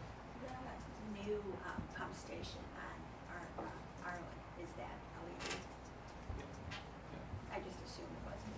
No. Yeah, and even like pump replacement, like you get more efficient pumps because they have VFDs, like varying frequency drives, like they can work at 60-75%, so like they're most efficient, not running, old pumps like they just run off or on, right? Off or at 100%, so things like that, I think Brad will get into a lot of energy savings that they've done at water and sewer.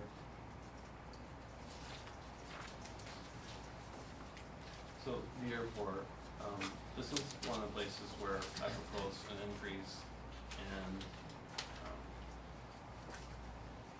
we have additional revenues at the airport. A couple really important capital projects, as we've discussed in the past, were funded 100%. The runway replacement project, we got CARES Act funding a couple of years in a row, and that's continuing to kind of come in as those grants are reimbursed.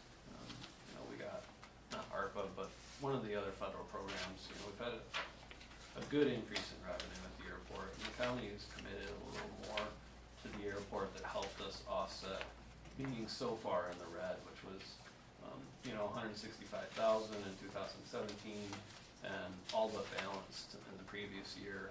I haven't got a chance to be able to crunch the numbers, but, last year, 2021, our budget there was pretty much revenue neutral. What we need up there is personnel solutions. So the manager of the airport, Bruce Crandall's been with the city for 50 years or more. He's nearly 80 years old, and he's not gonna be able to go on forever, and we don't have, the other people who work there part-time are retired as well. They don't wanna take on a manager position. We're proposing to hire a full-time position there. So I went through the numbers of what it would cost to hire somebody at a grade 17, plus allowing for 32 remaining hours per week for part-time work. You could split that over 3 people so that you have some kind of redundancy and reliability factor, or 4 people or 2 people, however it would work to keep the airport running for the amount of hours that are needed. It's a $20,000 increase from personal service line.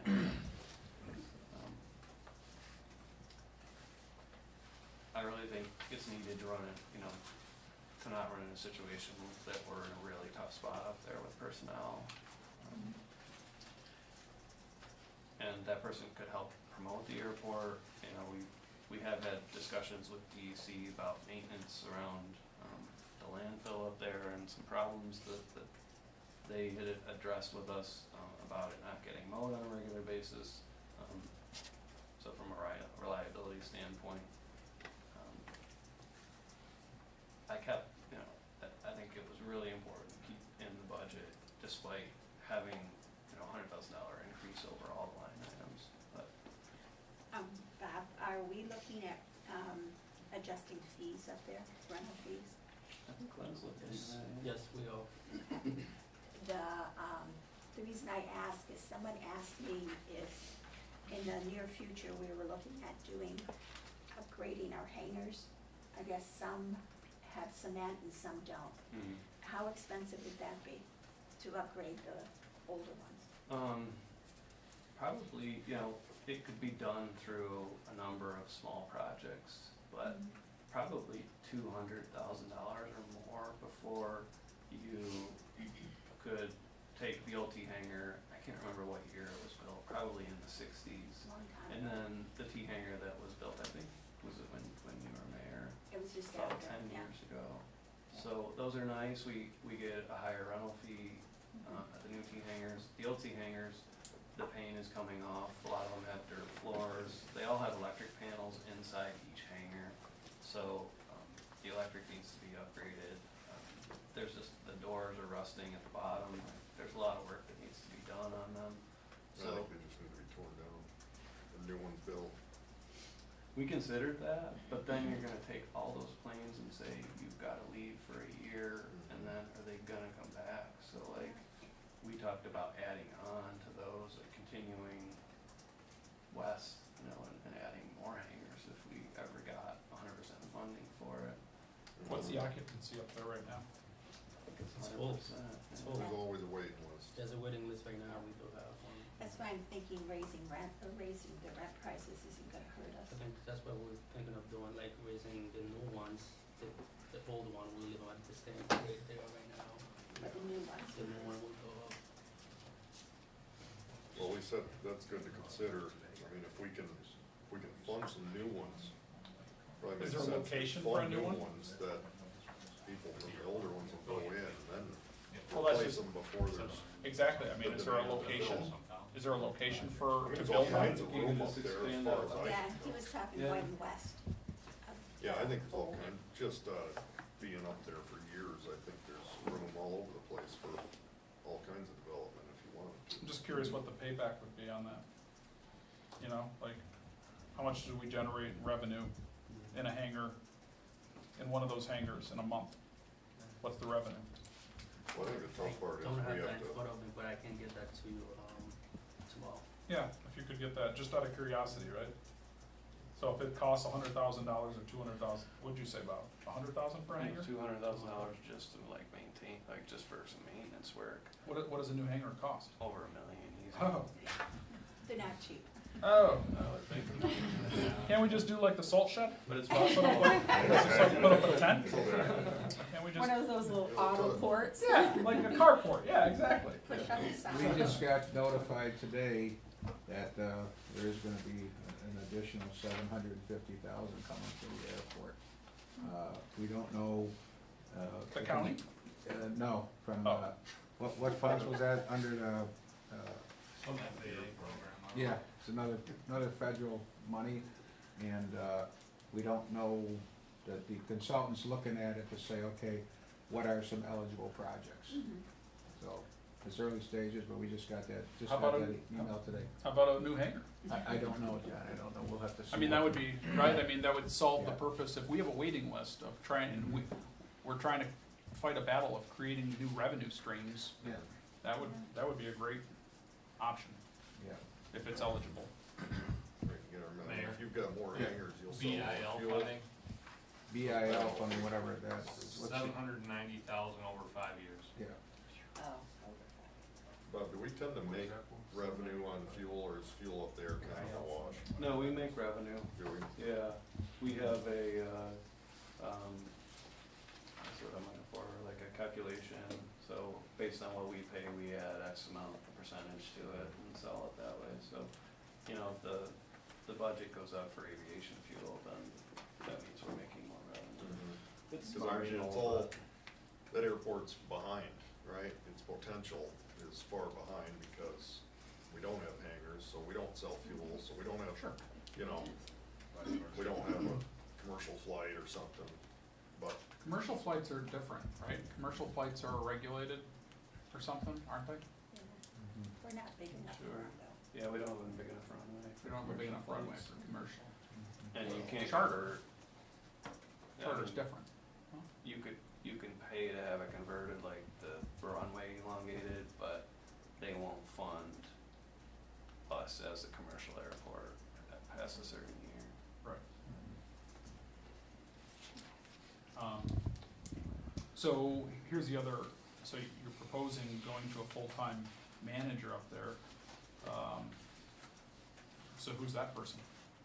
I don't know, it really Just put out depends on on Indeed? how you write the specs. You know, it could be valuable to have somebody who already works for DPW or another department sign the, you know, the posting and go up there because they've got construction experience, you know, they can help manage, you know, the maintenance that's up there. Right now, like, you've just got kind of stewards, you know, you don't have laborers really up there. You know, a lot of it is mowing and things like that, but Yeah. when it comes to maintenance of that building, you know, that's something that could happen. I can appreciate the maintenance side, but I'm thinking more of the revenue generation, Oh, yeah. the marketing side, Yeah. right? The creative management side that's needed Mhm. to get that place sustainable. Well, there is a college degree that's like airport management, and, you know, I think marketing is a big part of that. It's not just knowing the regulation. but- Paul, you gonna go back to school for that? Yeah, oh yeah. is that job something that, is that civil service? How's it relate to civil service, what we'd have to search for? There's an existing position that's way outdated. Yeah, yeah. That's grade 17 in the CSEA contract is the airport, the full-time position. But we would have to get with civil service and look at that, and I'm sure, yeah, like Bob, I'm sure it's way outdated, so we'd have to get them to update it. I don't think there's a list for that. What is like grade 17? That's an hourly rate, right? How much is that? Probably just under 60,000. It's just above what our like electricians assistants get or our junior engineers would get. So you might get like a young kid out of college that, you know, would be ambitious and be able to run with it. And I think it's important we get there, right, because I keep forgetting how long Bruce has been there. Yeah, I mean, Yeah. he would be a good asset to be around as the transition takes place, not gone. And we gotta Right. do that. Yeah, try to get as much knowledge from him as possible. Yeah, I mean, he knows that every screw and bolt in that place. Even though, you know, we may desire a different direction, that's the start someone needs that's in that position. okay, moving on to parks. Parks, we had a slight reduction, again, kind of going through and reducing the budget, and the repairs to buildings and grounds was reduced by, 5,000. So about 15%. And overall about 3,000, because we have so many events that our overtime budget is getting taxed, so, you know, we thought it'd be a good idea to add a little bit there just to buffer that. The repairs to buildings and grounds can be a bit of a challenge.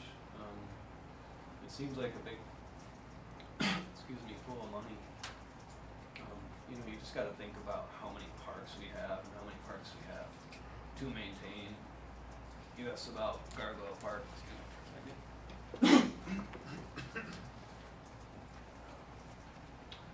I think the year that Bond Response was arranged to go down there and paint, I haven't talked as much as I did.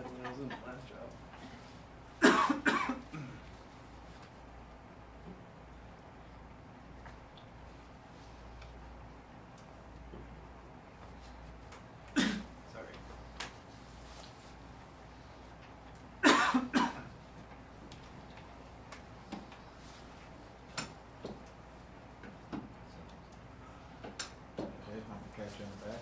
Yeah. Yeah, it's the worst one. I feel like The that's one really that Ryan good. was quiet. It doesn't go anywhere. Anybody have a lifesaver? Don't hurt him though. It's only buckle 5 over there. Yeah. I know, I usually have a. You guys wanna take lifesaver. 5? Yeah. Oh, it's catchy.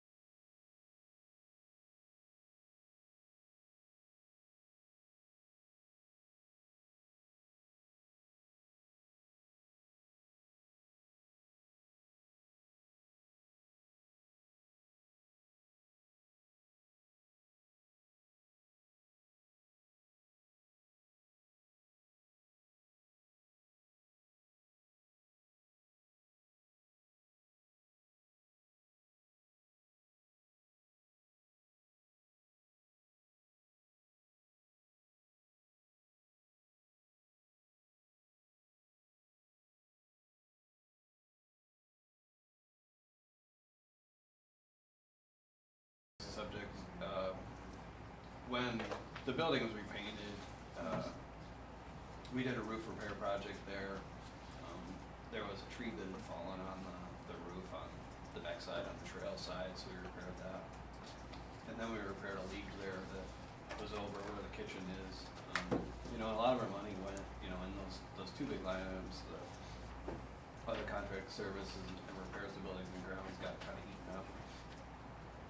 Last year at Fornes, we replaced some of the batter's boxes.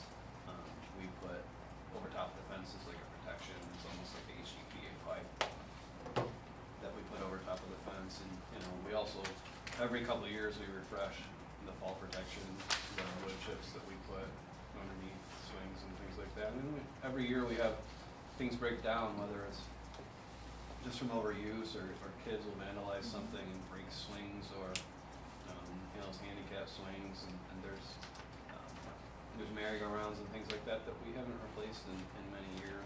So it was tough to have to reduce that line item, but it was just kind of a practicality of the budget, since that's, I don't want to call it luxury spending, but I just don't want, you know, to take that reduction in the parks budget kind of lightly. And the same thing with the stadium. Luckily, we, you know, we're at least discussing some capital projects there. So the stadium, we started doing our own maintenance, so we saved quite a bit of money, about $15,000, buying, you know, doing all our own field repair, like treatment to it and pesticide application and things like that on the field. So that was, but we have a building there at the stadium too that we maintain. The press box gets maintained through that line item, and the restroom gets maintained through that line item. So that was another thing that was reduced, but, you know, hopefully someday can be brought back up to really the, you know, the ideal place, or fund, you know, repairs or maintenance can be funded through a capital project or grant. Lastly, the landfill monitoring contract. So that is for Ishaway, the city's old landfill. There are a bunch of monitoring wells that are dug around the landfill for testing for leachate and other things that could be getting into the groundwater. And we pay a company to monitor that on a quarterly basis and to fill out a report that the DEC requires of us. Can we talk about that?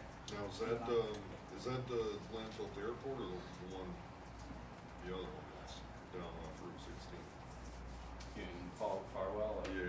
Yeah, no, that one's run by the county. Okay. This is the This Ishaway one's- one. Yeah.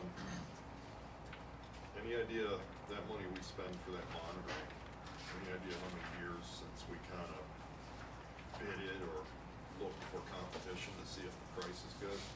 Do you trust the amount we're spending on that, Bob? When I got here, I think we signed a new contract in 2019, and we renewed the contract for the same cost as the previous one, and it was the same price over the 3. We didn't do an RFP, we just extended that contract. So maybe next time, you know, it would be worthwhile to do a proposal request. And the thing is about RFPs is that you pick one firm and then you negotiate the price with them, so you're really only negotiating the price for one firm, you're not asking them for their costs on something. But Labella does our work. They've done it for a number of years, so I think they know the site well, so I think you're probably getting a pretty good price, but Yeah, I mean, I again, just you know, it's know, something where- from getting more into management of construction, you have to keep your contractors honest over the years, cause they're always slowly bringing you up, and usually a long term, you relook at it, and you get them to come down a little bit. Just, it's taken a lot of years for me to see that and realize how that works, but it tends to be the way. Novella hasn't raised, their fees in years. No, they could be a specialty just because of what they're in, I get it, but. We always negotiate our contracts, just so you know, before we sign anything, always try and find cost reductions. It doesn't always work, but certainly try, and so, it's in our procurement policy, if you read one of the lines at the bottom, it says that you should negotiate them, so we always at least pass some back and forth, or is this really necessary, or can this be like a what if thing, like, we don't wanna pay for it, you're not gonna do it, can we just put it on the side, or pay for things hourly, so. Or, in-house, we do a lot of stuff in-house, even design and engineering, but, so, gotta make the best of it. We have approached the DEC about monitoring less, so that's been the hopper, I think, Brad's at least got some overlap with that. There's a with time this frame company. for it to end, right? There's a known time frame where it can end or no? The monitoring of that landfill? Possibly How old is it? the landfill, I really, It's been there for as long as I can remember. it was in use until the 1990 or something, which I didn't remember. It's, it's been there a long time, 'cause I can remember as a child, 8, 9, or 10, going with my dad. They owned Olean beer store, and taking, old advertisements up there and dumping them out. And it was manned at that, I can remember the guy was in the little booth there, and you pulled in up there and you dump stuff out, and you had to be a city resident to dump, or business in the city. So, I don't know, so it's been there a long time. It's a bit of a liability because modern landfills have like treatment systems. They actually, have clay layers and it all runs off into the system, and then they treat the leachate, like the county brings their leachate from Farwell to us. But this particular landfill doesn't have that outlet. So it's all contained in there and it's all degrading inside, and that's like, the DEC regulates those Now, I more know for the most part. some landfills, I think it's Scranton or somewhere, where they have the pipes coming out. Do we have any venting vents. pipes up there? Yeah, cause you got methane and stuff, So you have to have those. they have to be done, yeah. Okay. So do you know anything about the time frame that we have to continue doing that monitoring? No, I remember talking about it recently with a company, and they were gonna look into the DC and see if they could reduce it, but I think a lot of it is just up to DC's judgment, and they don't tend to, they're so risk averse that they probably are always gonna be monitoring. Cause there has been some leachate that's gotten out into ditches and things, that's just natural, the way that it's contained. There is one residence up there concerned that it would get into his groundwater, so that's mainly what the monitoring is for, and discussions are around. It's just an unfortunate situation to have it and have to maintain it.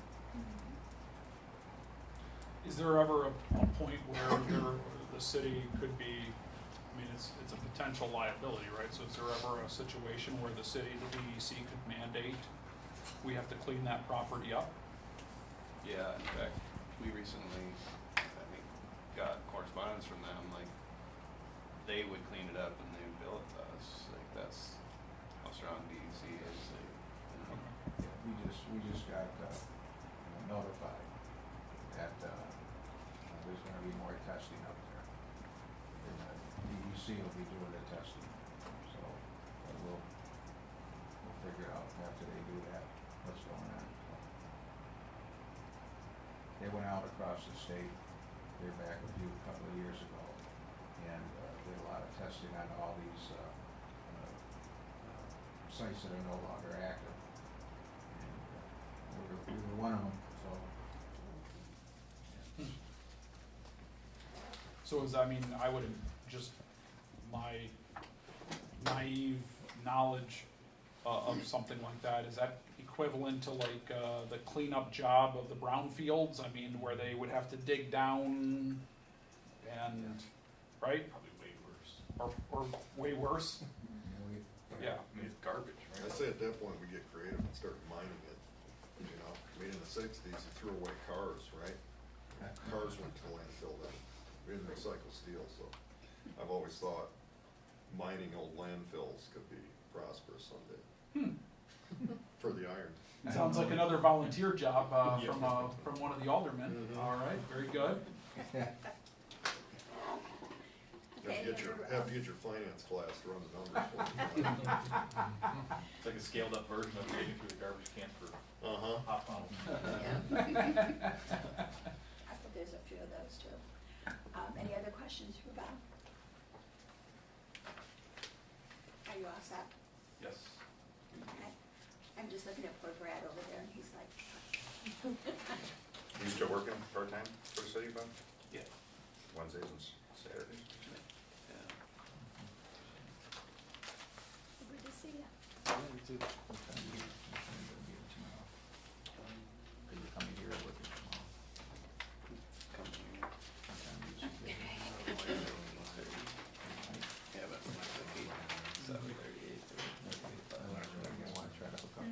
Yeah. Makes life easier. Yeah.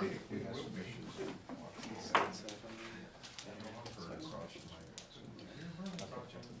I gotta do it. We could meet you sometime between noon and 1, if you could stick around, I could, I have a whole hour off for lunch, I could stop by, even tomorrow if you want. I'll catch you. Okay. Okay? Alright, sounds good. Thanks, Bob. Thank you. Thanks for coming in.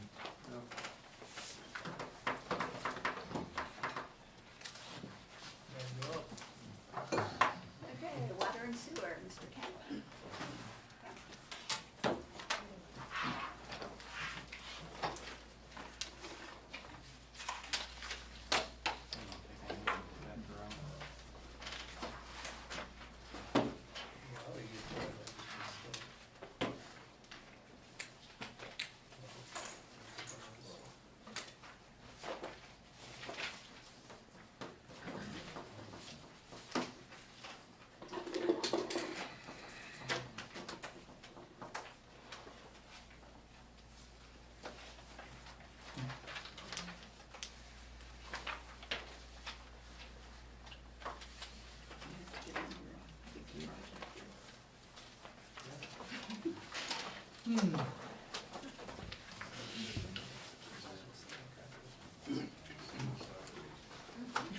We'll get there. That's next week.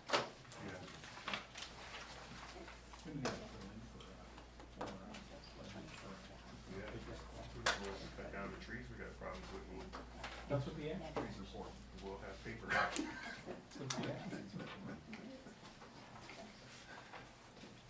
Prices are going up, they may need this week, so.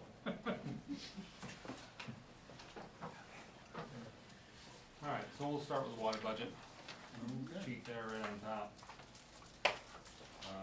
There was no changes to the special items up on top. The 100 line in purification, that went down 3,000, that's just based on the, Bob and I have a spreadsheet, all the wages and benefits and things like that on there, so, you punch everything in there and it spits out a number, and that's the number. No change to overtime. Small change to the 102 line item, that's up $300, that's just based on the current usage. The 200 line, the equipment, is up 2,000.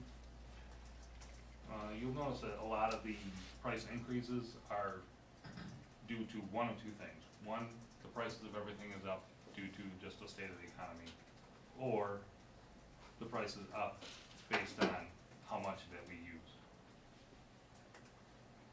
and you'll see that as we go through this budget. Those are the two reasons that, a line would have gone up. Moving down to the 300 line, the capital outlay, that is down 5,000. That capital, we're looking at, there's 4 valves at the reservoir that need to be changed. The reservoirs need to be taken down, cleaned, and inspected. That $80,000 will not even come close to doing all of that, work. So we would need more funding beyond that, whether it be ARPA funds or, fund balance or whatever. That's the one on, Mount Herman there? Yes. Yeah, so we can't, there's 2 reservoirs, there's 4 valves, we can't isolate one reservoir from the other. So they rise and fall together at the same rate. So these valves will allow us to isolate one from the other, take one down, clean it, inspect it, put it back in service, take the other one down, clean it, inspect it, put it back in service. That has to be done every, I wanna say every 15 years, maybe 20 years. But we're past the due date for that inspection, and we can't do it until the valves are done. Moving down to the 411, office supplies, that's down $500, that's based on our usage. Gas and oil, that's up 5,000. No secret that prices are up on fuel. No changes to protective clothing, no changes to books and manuals, the janitorial supplies is up $500. Cleaning supplies across the board is at least doubled.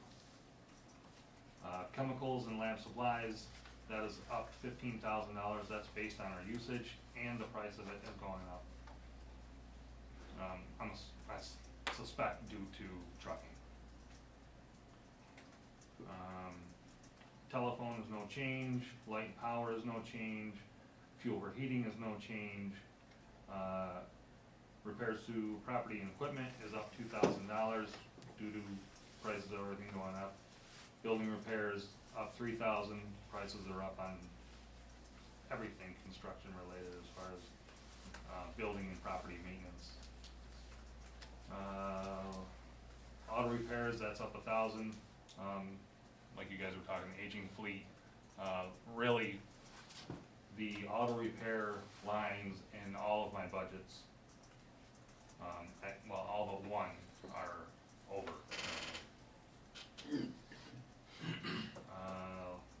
Contracted services the same, no change.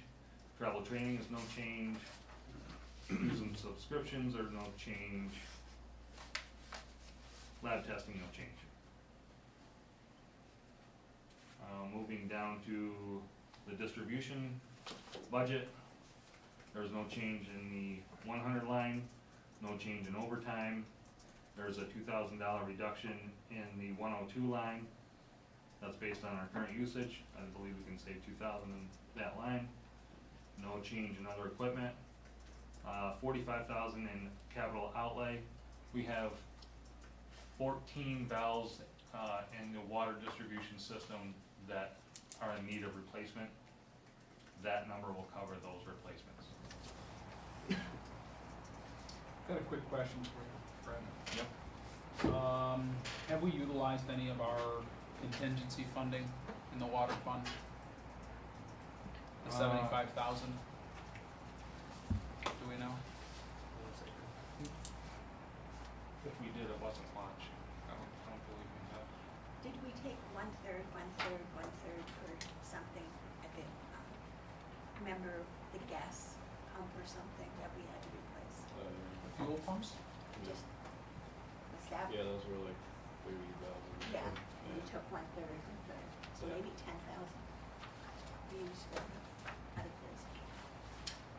I'm just curious, if that's a one-time, I mean, I understand the point of budgeting it, but if that's a one-time expenditure, might it behoove us to see what's remaining in contingency and maybe just pull that from there? Sure. Is that a problem, Mayor? No, I think that's a good idea. It's a one-time upgrade, perhaps Lens can give us a balance on contingency of the water fund. 62,500 right now we have that line item. So we got 62.5, maybe we could pull the 45 out of that.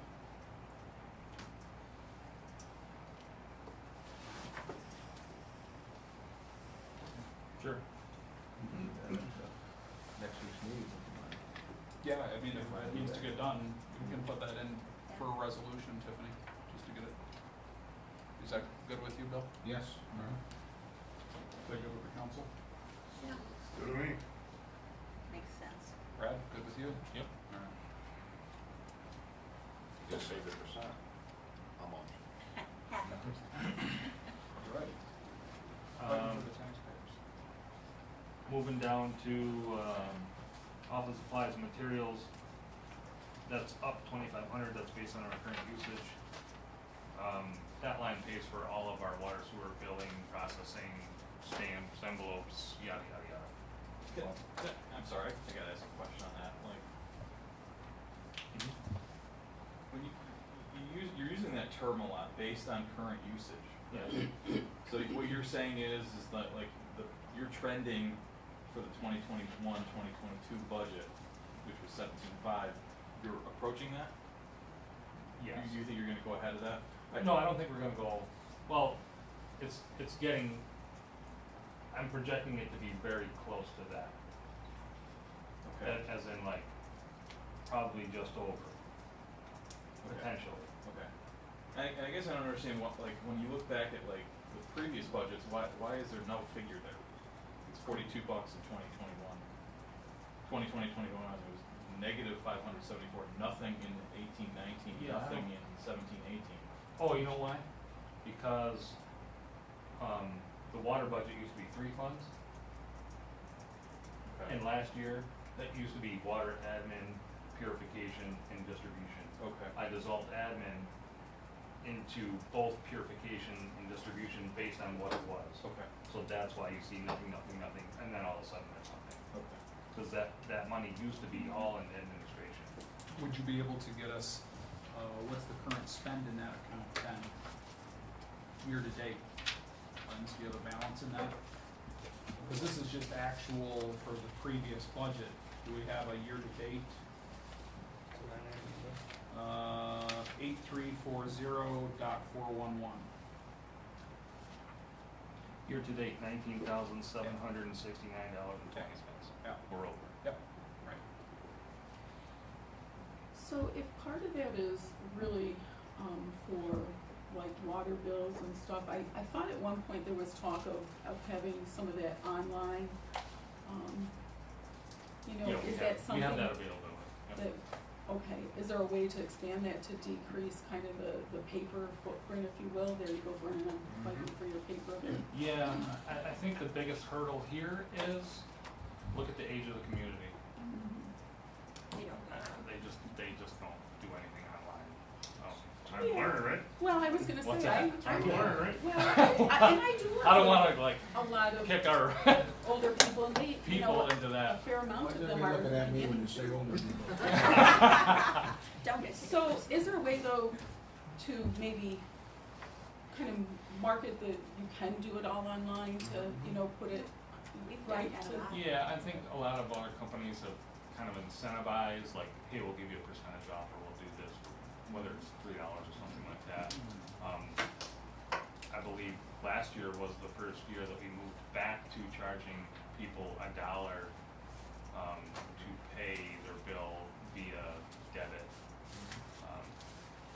Yeah, 'cause ours is Because those automated, fees are but going. somebody sends me a bill still. A lot of Yeah, so I mean, people opt out. you can get your bill, via email. You can pay your bill online, I mean, well, we haven't really advertised that, we haven't really pushed that, Yeah. but maybe we can do that and. Yeah, cause I'm like, I don't know why I still get a paper bill, because we pay it, it's auto draft, so. Right. If you're looking at people complaining that their taxes are going up, but then we're providing, this is an opportunity for us to be able to eliminate a fraction of a cost, but eliminate it.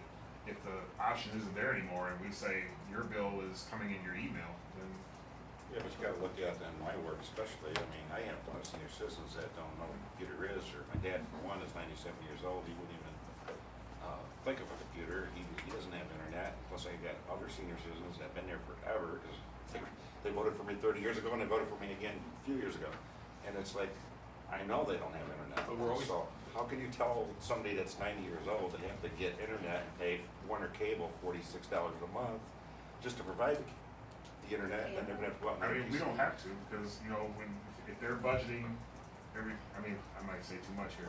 If they're budgeting, right, per month, they know how to pay their bills, then they know a bill's coming. They don't have to get a bill, they already know one's coming, they can go in and pay it. Well, why don't we just That's at least try to promote the option, just like I have the Yeah. option to, sign up for e-statements. A lot of providers give you, I don't want extra clutter, and so I just opt for a lot of the e-statements. I don't Maybe it want a eliminates paper bill. 50%, maybe 50% of Olean says, I don't need a paper water bill anymore mailed to me. Right. Yeah, well, and I think it'd help to put the box in, so they don't have to put a stamp on it now. That saved them a little money. Yeah. You know, some little things, they add up. Yeah. Okay. My wife. That line also Yep. pays for like the folding machine, the envelope machine, Mhm. things like that. Yeah. Distribution, street materials, 65,000, no change there. Gas and oil, that's up, 2,000. Janitorial supplies, no change, 3,000. Chemicals and lab supplies, that is down 500. That line pays for the glycol to winterize all of our hydrants. Water mains and hydrants and water meters, 60,000, no change there. Telephone, that's down $6,500 to $2,000, that's based on our usage, in this fiscal year. Light and power, 3,500, that's down 500. Fuel for heating, 1,500, that's down $500. Repairs to property and equipment, 3,000, that's up $1,500. That's based on this fiscal year's current usage. Building repairs is 2,000, that's up $500, again, based on our current usage for this fiscal year. Auto repairs, 12,000, that's up 4,500, that's due to the backhoe needing some work. Hey Brad, Yeah. quick question, didn't we Yeah. just buy a new backhoe, or is that on order? Did we buy something? No. We bought a we new did. backhoe, yeah, and Yeah. that was split between, not backhoe, I'm sorry, we bought a Highlander, Oh, yeah. Yeah, we didn't buy a new backhoe. high It lift should of be on the the list in the Big minutes. bucket. The bucket thing? Yeah. Yeah. And I that thought was- we were talking about, did we talk about buying some sort of digging machine that all these, the A different mini funds excavator? could use, an excavator? Mini excavator, Yeah. we have all those. Oh, Yeah. Yeah. that's not this? That's not this, no. Oh, This is the backhoe, it needs tires and it needs pads for Okay. the riggers. alright, excavator backhoe. Machines. It digs. So Brad, before we go any further, I wanted to double check on something. The contingency, we said that the balance was 62.5. That was gonna be for the 14 valves. Was that gonna include the 4 valves and the purification? No, But there's money left over, so that, there's some money left over. The 4 valves that need replaced at the reservoir, the last quote I got last year was $136,000. oh, okay, gotcha. We'll talk about that under the capital projects. Okay. What, I'm sorry, Brad, did you talk about the IT fund, the increase there of 20,000? No, I did not. Am I jumping ahead? Yep. No, I wanted to stop it before Oh, I'm we got sorry, too far. I'm sorry. So we're at 447 contracted services. I had that at 70,000. That's up 20,000. The reason for that jump is there is a thing called Census Analytics Customer Portal. This is a program that will allow every resident to have access to their water account, to be notified for water leaks by text message, email. They can monitor their own usage and have an idea of, are they using too much, do they have a leak, do they, whatever they want. So they can set their own parameters and be notified by whatever. This program is $21,000 to implement, and, I wanna say 9,000 a year after that, based on 3,000. I figure if we started with 3,000, because of the age of our population here, would be enough to get us started. I don't see 3,000 people jumping on like that, or more than 3,000.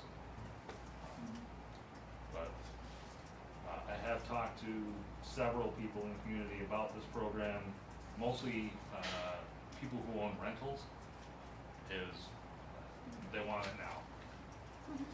I can see why. Because they have the biggest issues. So are we gonna charge the people who sign up for it? I think the best way, I originally thought that the best way to fund that program was through an administrative fee. It might still be that way. The best way to purchase the program is that everybody pays for it. 6,300 accounts, you institute an admin fee of 27 cents a month, pays for the program, and pays for the program forever, as long as you have a 27 cents a month Right. per But, account. Don't we already have something like this in place? Cause I've had people that have seen that they had a leak and the city called them and they said, yeah, you know, I replaced the toilet, so it should come down. Didn't we already have something in place that? We can see it, But the customer can't? right.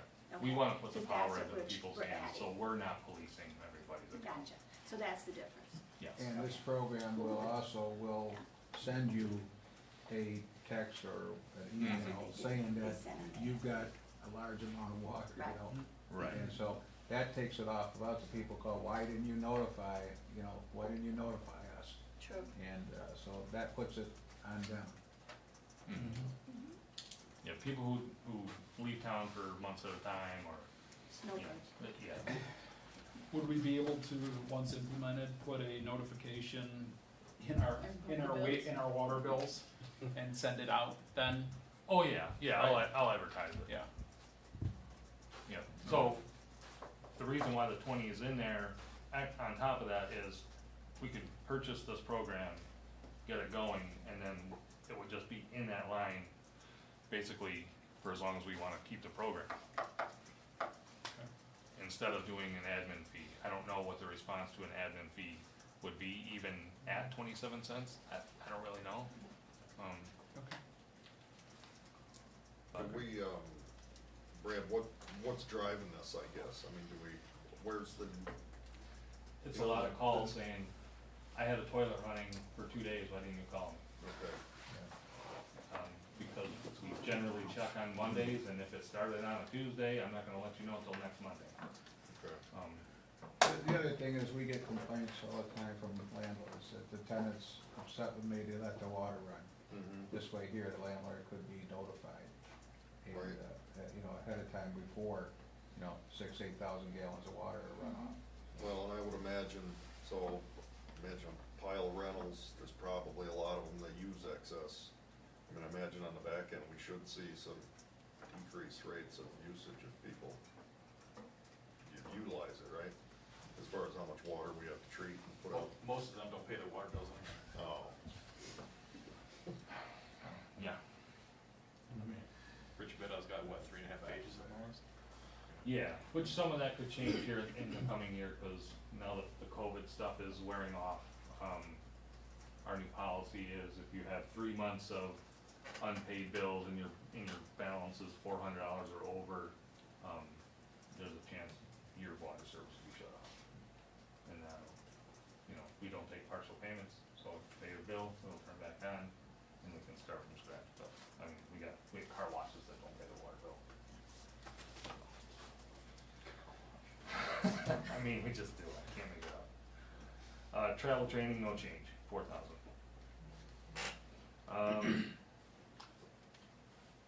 And then I won't go through the, employee benefits, there's no change to any of that stuff.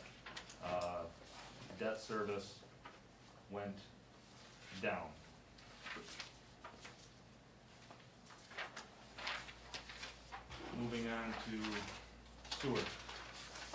quick question. Yep. Shouldn't we start to see some benefit from the state retirement type stuff, like the stuff that is based upon, oh, what is that called, Bill? Tiers. Not the tiers, but like the market. Oh, yeah, yeah, we get, I think, Cause last year the market was really good, right? So like, shouldn't Yeah. we start to see some we- improvements on those? We are seeing that. Okay. We are seeing that improvement. What was our rate this year? Lindsay, we saw there was a reduction in what we have to pay, for the next. Right. So, yeah, there was, it was, Don't we had a remember exactly reduction. what it was. We had a reduction in CSEA, was a substantial reduction, and police and fire went down a little bit. So we are starting to see that again, and when they do the actuarial. Yes. Yes, so we did see a reduction. Okay. Did we talk about that the other? Yeah, not on top of my head, but I do remember that, in the police, we'll probably save $70,000 from what we spent last year. And same for CSE, we'll probably save about 20 to 30,000, but I can get that. How much? to 20 to 30,000. And wouldn't that also apply to the water employees and the sewer employees? So shouldn't we Yeah, it should. potentially see some reductions in those? Oh, I see what you're saying. Well, yeah. See how there's no change? Yes, I left those in there just to be conservative, because I didn't wanna, maybe next year I'll probably take it out, Okay, because when we see how the numbers go gradually down, then Okay. I can do that. I see. Right now, I just want to keep it, I mean, I can put it down if you want me to. No, I'm just, Just to be safe. I'm just, apples to apples, if you're doing it in the other funds, why wouldn't we do it in this fund, is my, but I understand, I appreciate the conservatism, Just to be safe for now. just to be safe, okay, all right, fair enough, just asking. Just to mention, you'll see in these budgets, there's a lot of like, $500 up, $500 down. Just so everybody knows, I try to get these budgets as accurate as I possibly can. Just worried about the big numbers. Moving on to sewer. Oh, so water fund was up 142,633 overall from the previous year. And I believe, that's a manageable jump based on what I'm proposing in the water and sewer rate adjustments or structure adjustments.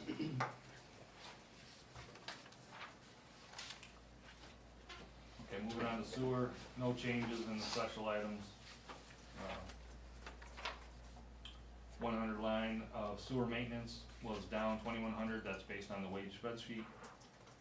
The overtime is down 1,000, that's based on our usage. I believe we can save 1,000 there. No change in the 102 line. Moving down to capital outlay, that's down 50,000. 250,000 is the minimum that we can put in there. That's what we have the consent order to spend on sewer lining to try to mitigate I&I. $500 in the office supplies, no change there. No change in resurfacing street materials. That remains at 25,000.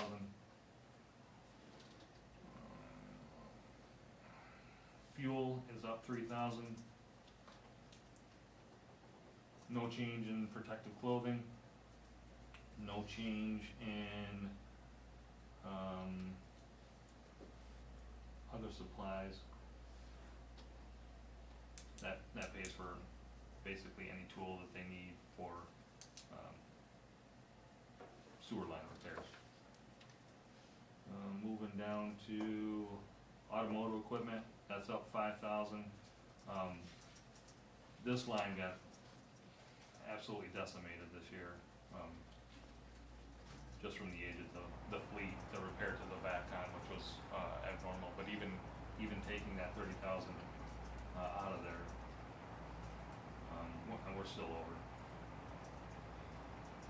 Contracted services is up 3,000, that's based on our usages as well. The IT fund, I don't know if IT talked to you guys about what that fund is for exactly. I believe it's online encode and maintenance servers.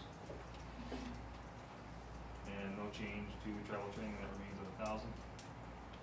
Any questions on that top part there?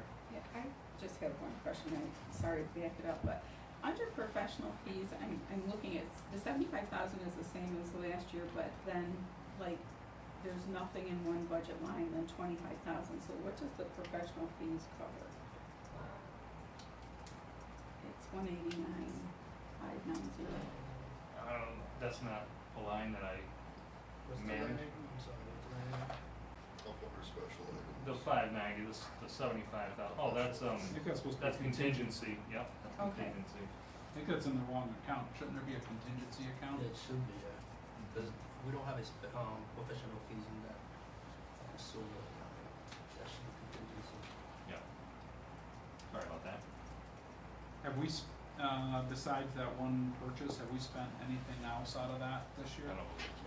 Probably not, right?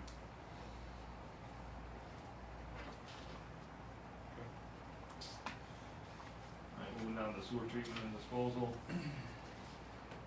The 100 line is up 15,230, that was based on the wage spreadsheet. Overtime budget is down 4,000, that's based on our usage, I think we can save 4,000 there. The 102 line is up 2,000, that's based on the usage from this fiscal year.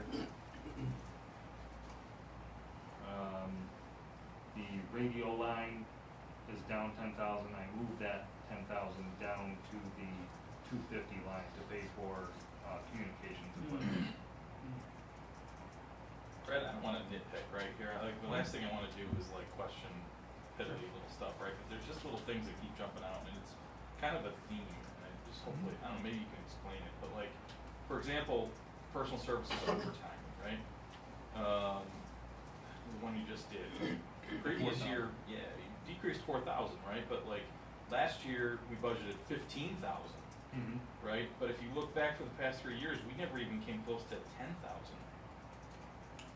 Yep. Right, so we're like, we're not really saving $4,000, we're culling back a pretty big overshoot, right? Yeah, I don't know why. And like I said, Yep. it's not, I don't know. I feel like kinda bad, like going nitpicking on certain things, but there's a lot of things like that, like, for example, like janitorial supplies. Like, Is that down far? yeah. You know, we're budgeting $4,000, right? Yep. And that's up $1,000. We've never even come close to $4,000 ever. I mean, is Right. are garbage bags? I mean, Yeah. I'm just trying to sound like a dickhead. Yeah. Are garbage bags going up that much? Yes. Really? I mean, Yeah. the height of the pandemic last year, we never even came close to that. Cleaning chemicals, and you gotta figure, and I understand, like, we're talking about cleaning a sewer plant, and we're talking about chemicals. So it's not necessarily janitorial supplies, then. It's not kind of the admin building bathrooms. Well, we have multiple buildings there. Okay. So like, all the floor cleaning chemicals, all the sanitizing chemicals. Yeah. Okay. I mean, I can tell you. And listen, I'm not asking, I'm just, No, I'm just I mean- calling out like, it No. seems like a trend where. Right.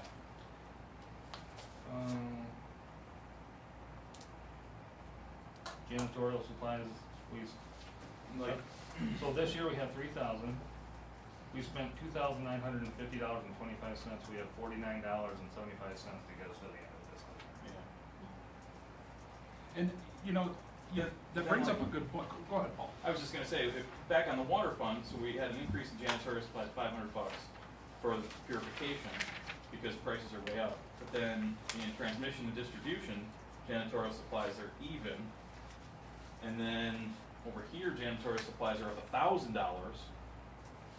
Right, because water distribution has one garage, Okay, and it's a room half the size of this that they're in. okay. They don't really clean the garage, where, it's a difference in facilities. Yeah. So the water plant's one building essentially, and the sewer plant is like 7 buildings. Okay. I'm like I said, Right. I don't wanna, I'm not like trying to micromanage or nitpick, I just. No, I wanna answer your question, Okay. so that you understand, Yeah. and also the nature of the business. Yeah, You know, it's, to clean a sewer plant, it costs more, yeah, just footprint and the nature of the business. gotcha.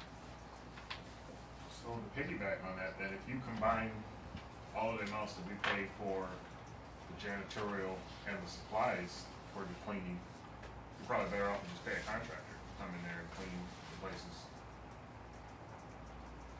I mean, I doubt it. you got 3 and 3. It's a good point though, maybe in tandem cleans Eaton.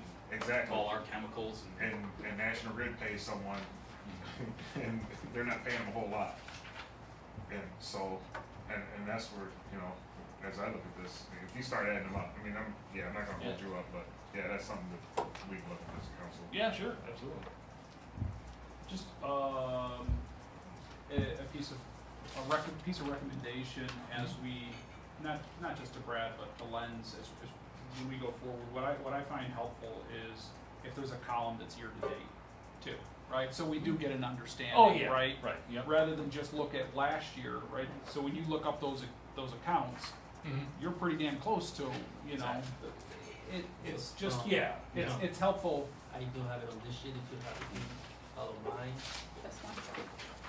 It's on Aha. this sheet. Okay, so, yeah, so through the end of January. Okay, thank you, Lon. This one. You do, see? I got You're that. good, There it Lons. is. All right, very good, okay. And that just helps us Yep, yep. gauge, I'll put that on there for next year. you know, what's been budgeted, where you're at. Yep. Thank you. So I think we're at, capital outlay and sewage treatment and disposal, that's 301 line. That is 56,842. We have some electrical upgrades and some pump upgrades to do. Radnor Stadium is on our list. Hoop Street pumps need to be serviced, they're at their 10-year service mark now. That Hoop Street is key, that pumps all the sewage from East Olean, from the hospital, down Front Street, all of East Olean, and pumps it across the river, the Olean Creek.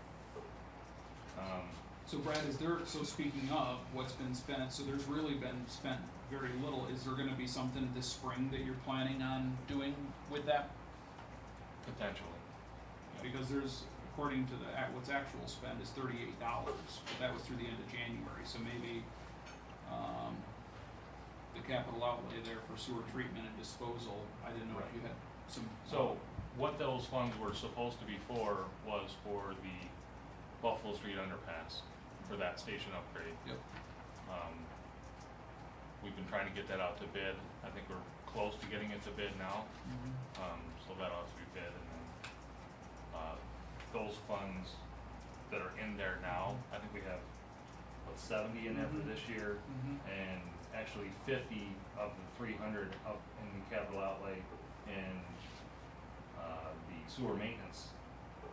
Fred put that in there by mistake, so that 50 of that 300 should actually be down with the 70, so we should actually have 120,000 in the capital fund for, treatment and disposal for that station upgrade. How does that work? We got a new budget starts April and we haven't actually written a check. How do we reconcile that to You put it just- into that? Encumbered. You can encumber that amount, put it into a capital fund, essentially, set it aside. Otherwise, it just goes into the general. Right. The sewer fund? It was a fund balance, No change to office supplies and materials. Gas is up 500. There's another one, why did we have a jump from 324 to 424 to 5399? Where? If you look back, gas for auto in, Oh, yeah, the 18, 19. 324, 424, 53.99, 6,500. So I have no idea, I believe, and those amounts, I have no idea why those amounts are what they are, because I didn't manage to budget that. I guess my question then is, I mean, we're halfway through the year and we use $224. Based on current usage, wouldn't you say we're on pace to use about $500? No, because they're set to order fuel here in another week or two. Oh, okay. And, this whole next order will come out of water and sewer. Got it. Yeah, it's probably gonna be like 10 gallons. It's the prices of so, you know, you gotta realize they've held off. Yeah, They've held so off, Paul. what it does is 10 like, gallons the of general sewer fund pipe. will order like, they'll order half the year, okay, and then I'll call Mark and say, hey, next order, let me know when you order anything. We'll charge that to water and sewer. And then, so the last one you ordered, we charged the water and sewer. This next one you ordered, we're gonna charge the water and sewer. What's an order cost? Yeah, well, it was like 20,000, I think. Okay. And that lasts for like a year? That order? Yeah. No. Where? I wanna say like every 6 weeks or something like this. Yeah. 6 to 8 Goes weeks. fast. So I'm guessing it needs spread around to the different accounts anyway. as we Right, and order. so the new pumps, it's hard to budget for the old pumps because it's all handwritten and things like that. There's a lot of room for error. So the new pumps, we'll know exactly how much was charged for, or how much was used in water and sewer and general fund and this and that, because everybody's gonna have a card and swipe it, it's all logged electronically. It should be spot on from here forward. Yeah, that's good to know. Well, that's a great point from a tracking perspective, right? So I mean, all of that, how would that work? You have one fund that ultimately buys all the gas, and then essentially you have like I don't know if we do intercompany transfers, do we do like transfers from one department to? Huh? Interfund. Interfund transfers, right? So like, then as the water and sewer would purchase fuel, it should do an interfund transfer, right, to Yeah. the, city garage, which should buy all the fuel, right? Isn't that how it should work? I mean, we could do it that way also, because, I mean, right now we do pay certain stuff into different funds. What we do is we do it to from. Uh-huh, So let's say we pay everything out of the general fund. yep, We do it due to from general fund, from water and sewer, whatever portion the water uses, we put that money back to the general fund after the purchase. right, but what it sounds like right now is like an estimation, like they, okay, well, water and sewer, we'll buy this round of fuel, right? Versus a more specific, if you're gonna be able to determine what vehicles are actually using. Yeah, I'd love to say, Fuel. okay, sewer uses this much, so that's how much I'm gonna budget, water uses this much, so I'm gonna budget that much. Right. And you should be able to get to that point then where I will now. the central I will garage now. buys all the fuel, and then you should be able to do interfund transfers from your department. You get a bill essentially from the central Oh, sure, garage right. saying this is how much fuel you purchased, Mhm. right? And you do an interfund transfer. I'm just, as we move forward, that's probably the best practice. I mean, what I would probably do is take a look back at our history, see how much we use and how much we spend on that line item, Mhm. and trying to use that as a blueprint to project the next one or Right. next budget time. Yeah. That's what I would do. Up until I came into this position, Fred moved oil and gas money at the end of the fiscal year and paid it that way. So we would never see it actually we'd never see it because at the end of the year, then he would do his transfer stuff and then that was it. So basically what you're saying, the drivers are gonna be more accountable now, because you're Oh. gonna see who's swiping. Oh, Right. right, you can't get gas unless you swipe the Right, card, so. but I'm yeah. saying even the way it's been set up, it's not really accountable. It's just your department gets a lump sum, someone else's, it's not tracking certain drivers. Right, it That's hasn't what been you're tracked, I don't think fuel has been tracked close enough since Peter. Oh, I agree with that. All this would I go think away it's if a we good just did idea. the, what are they, the P cards or whatever, we just go to the gas station and Yeah. The wet start. whatever they are. Yeah, I mean, we suggested that, but convenience was the convenience. I mean, we do have that program already, what's it called, that if you travel, you use one of those cards to go to places and get gas. What would you do in an emergency if the city's being evacuated? How would you get fuel? Have an emergency reservoir that we don't use. Well, fuel's only good for so long. Country fair. Doesn't last that long. Country fairs. I mean, at that point, you're in a state of emergency anyway, you're following a totally different protocol. I mean, when was the last time that happened? So, Yeah. I mean. I fill my gas can up in my garage like every 2 years. Yeah. That's fine. Yeah. You're in an extreme situation then. You got the National Guard here, you got all kinds of stuff going on, FEMA's here, I'm going to Vernon's house. he knows. I know the secret passcode. Okay, Brad, back to you. The 415 line item, protective clothing, that's up 1,000. Just so you can kind of understand that the gloves that we use at the sewer plant, that we use quite a bit of them, they went up 9 times what they were, Wow. pre-COVID. Yeah, that was a shock.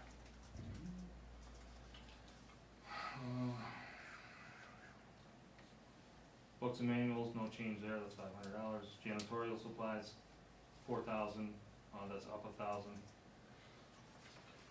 Chemicals and lab supplies, that's up 15,000, that's based on our current usage and, like I say, the price of chemicals, the trucking, it's up in water, it's also up in sewer, because they use a lot of the same chemicals for disinfection. Telephone, that's down 1,000, that's based on our usage for this current fiscal year. Light and power, that's a huge one, that's down $60,000. The sewer plant is super efficient, with their power usage, their pumps are efficient, all the lighting's been changed to LED. They have a new HVAC control system there. We're running about as lean as we possibly can, with our power consumption. Which really helped, moving some of those funds around in this budget. Do you foresee that coming down considerably more, Brad, just looking at the trend? No, No? no, I think that 250 is about as lean as we're gonna run. Okay. Fuel for heating, 45,000, that's down 5,000. I attribute that to the HVAC control system. Repairs to equipment and property, that's up 5,000. That's due to parts of these, the equipment is expensive and difficult to get recently. Same thing with buildings and grounds, that's up 5,000 as well. Repairs to automotive equipment is up 1,000. Same deal, the parts are, the fleet is really 10 to 12 years old. The parts are hard to get and therefore expensive. Contracted services, that's 200,000, that's down 13,000, that's based on this current year's usage. Travel training, no change there. Dues and subscriptions, there's no change there. Overall, so the sewer maintenance budget is down $20,100 overall. The treatment and disposal budget is down $50,428 overall. And when you lump in benefits and all of that stuff, and debt service, the overall sewer budget is down $95,640. What type of contracted services is that for, Brad? Sewer treatment and disposal, what is that 200,000? That's Siemens for SCADA, the system that basically allows us to run one shift, Oh, and it basically runs the plant Oh, I on see. the off shift Okay. and notifies us and things like that. okay. there's a bunch of other things in there. Okay, I would have to. but go the big and find. one is essentially the service that runs the facility? That's a big one, yeah. Okay. Yep. Before you continue on, Tiffany's been typing for 2.5 hours. Do you need a break? Okay. You sure? Be sure, I mean, that's 2.5 after 2.5 hours. Dave needs a break. There'll be no break for you. Try to get a cigarette. Maybe your phone will get that. Yeah, you just wanna get that. Do you want me to explain the clerical error from last year? Yes. Alright, so, in the sewer budget, if you look at last year's debt service, the previous auditor made an error when it comes to debt service for last year. The band interest for the 21-22 was $188,427. He neglected to put that in there. So last year's overall budget was 4.3 million, and this year's budget is 4.2 million. So it basically got cut 95,640, so we can run a balanced budget. Even with our, with the 5% increase in commercial sewer, we'll have $50,000 more in revenue. And even with that, we still had to cut the budget 95,000. So I just wanted to mention that. Yeah. We wanted you to be aware of that. Gift that keeps on giving. But it's good to do it places you can cut. That's good. Yeah. Onward. Moving on to what I would propose for a rate structure and fee. I wanted to look at ways to increase revenues, make more sense of our rate structures and fees. So what I did was the current, well, if you have this color sheet and this one together, you can see that currently that in residential, the minimum remains at 1,600 gallons.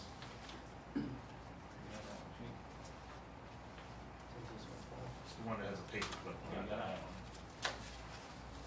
It's on the back side. No, it's not like it's. Go on, I'll find it.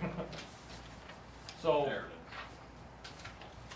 so what I'm doing is, instead of doing the first tier at the 2,600 gallons, I'm making that first tier 0 to 5,000 gallons, paying the 0.00996 rate. So you're capturing 2,400 gallons at the most expensive rate. That will generate pretty significant revenue. I don't have a dollar figure on that. So How Brad. many people fall in that category? No, that's, I that's the. wanna say 50, yeah, just over 5,000. And that's a percentage, like, that's more than half of Yeah, our. more than that, yeah. 9,000 accounts, you said. No, 6,300 accounts. So it's like So- 80% of our accounts. Yes. Okay.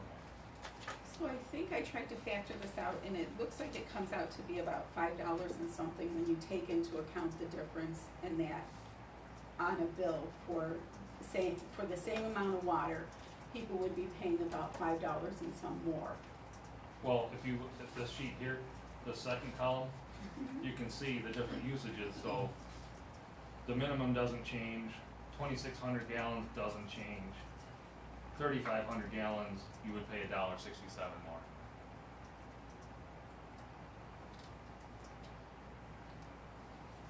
You follow? Mm-hmm. Yeah, 'cause it's the rate, right? So you're just charging a higher rate if you use more than 2,600 to 5,000. Is that what you're saying, Brad?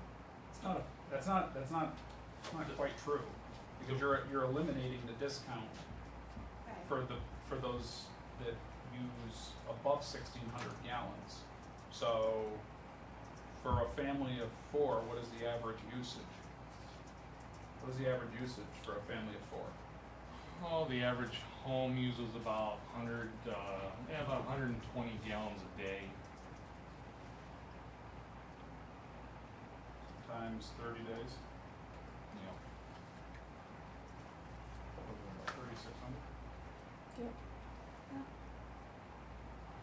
Right, so, so the average family of 4 would pay $1.67 more.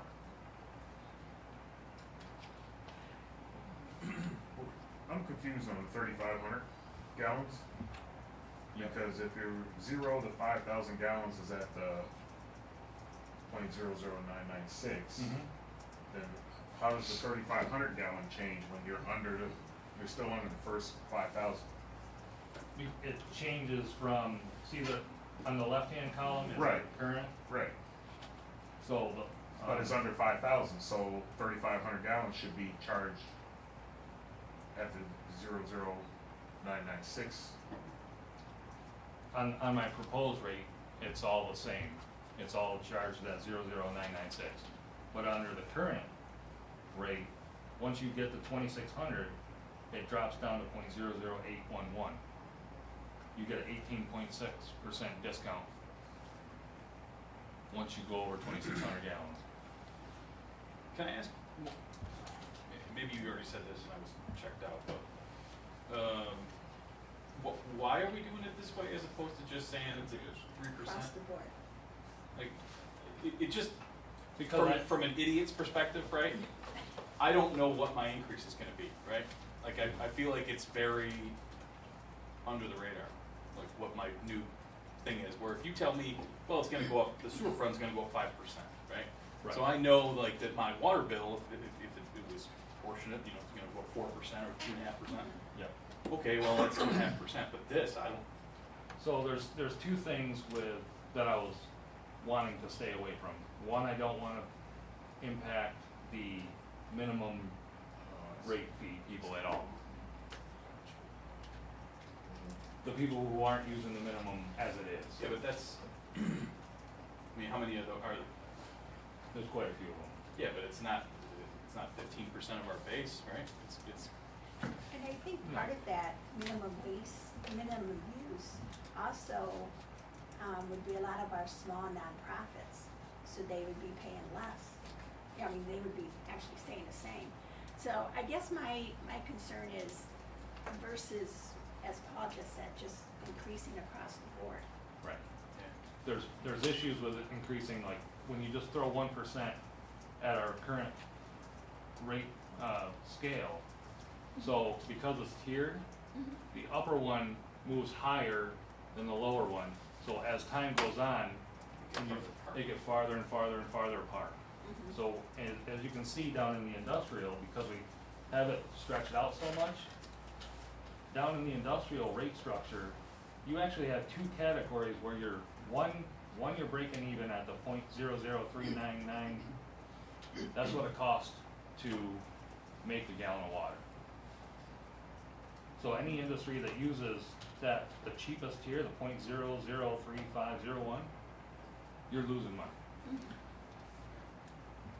I'm gonna throw out something that is completely just chaos in a nutshell, all right? Because I like to bring that sort of thing. Why the hell do we have so many different, like, why isn't a gallon of water is like one price? Why don't we, like, I don't know, do utility companies give you discounts if you use more electricity? Do you get a discount on your electricity bill if you use more electricity? So why do we give discounts if you use more water? If you go to the gas station and you buy more gas, do they say, oh, well, you're buying, you know, I don't know, I mean, it just. It's common in industrial. Oh, in industrial, but residential, like, we should, Right. there should be a delivery fee, and Mhm. that's what essentially we're doing with our minimum, what do we call it, our minimum fee, or whatever, our minimum, whatever, the- Usage, right? Right. yeah. we should just charge whatever, like if you have a water line, boom, it's, whatever that delivery fee, just like, natural gas, right? Don't I get a delivery, isn't there like a hookup fee or something? Oh, yeah. Transmission fee. Right, so there should be a transmission fee, and then there should be one rate, residential rate. Right. What you use, basically. So why, I mean, why, I guess I'm trying to understand the logic, because that would effectively probably lower, for a family of 4, that would actually lower my water bill, because it would eliminate the discounts on people who are using 27,000 gallons or whatever of Right. water. So my thought is, Sure. instead of mashing that all to one rate, and then next year you're gonna pay 2% more, and the year after that you're gonna pay 2% more, or things like that, why not, as you can see, I got rid of a rate in the residential with no rate increase to the top. Why not suck it up from the bottom? So, say in 2 years from now, we're at one rate.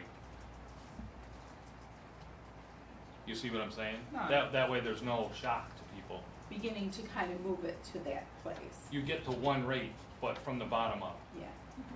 So, say somebody is paying, the 26,000, but they don't use that. So if it goes down, it goes from 25 to 15. So wouldn't we be I'm sorry, where are you at? in the first column? The 2,600? Yeah. And then even in the second column, it's 2590, and the 1600 is 1594.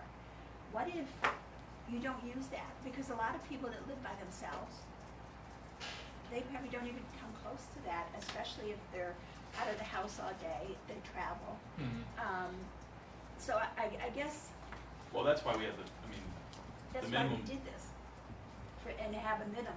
But I guess what Yeah. you're saying is you wanna take and eliminate that, the minimum, and move it. Is that what you're saying? I think once we get to one rate, Mhm. there's more potential to get rid of that minimum or reduce it. I don't think we'll ever have zero minimum. Mhm. I think we'll have a very minimal minimum, basically to pay for the transmission line to your house. Right.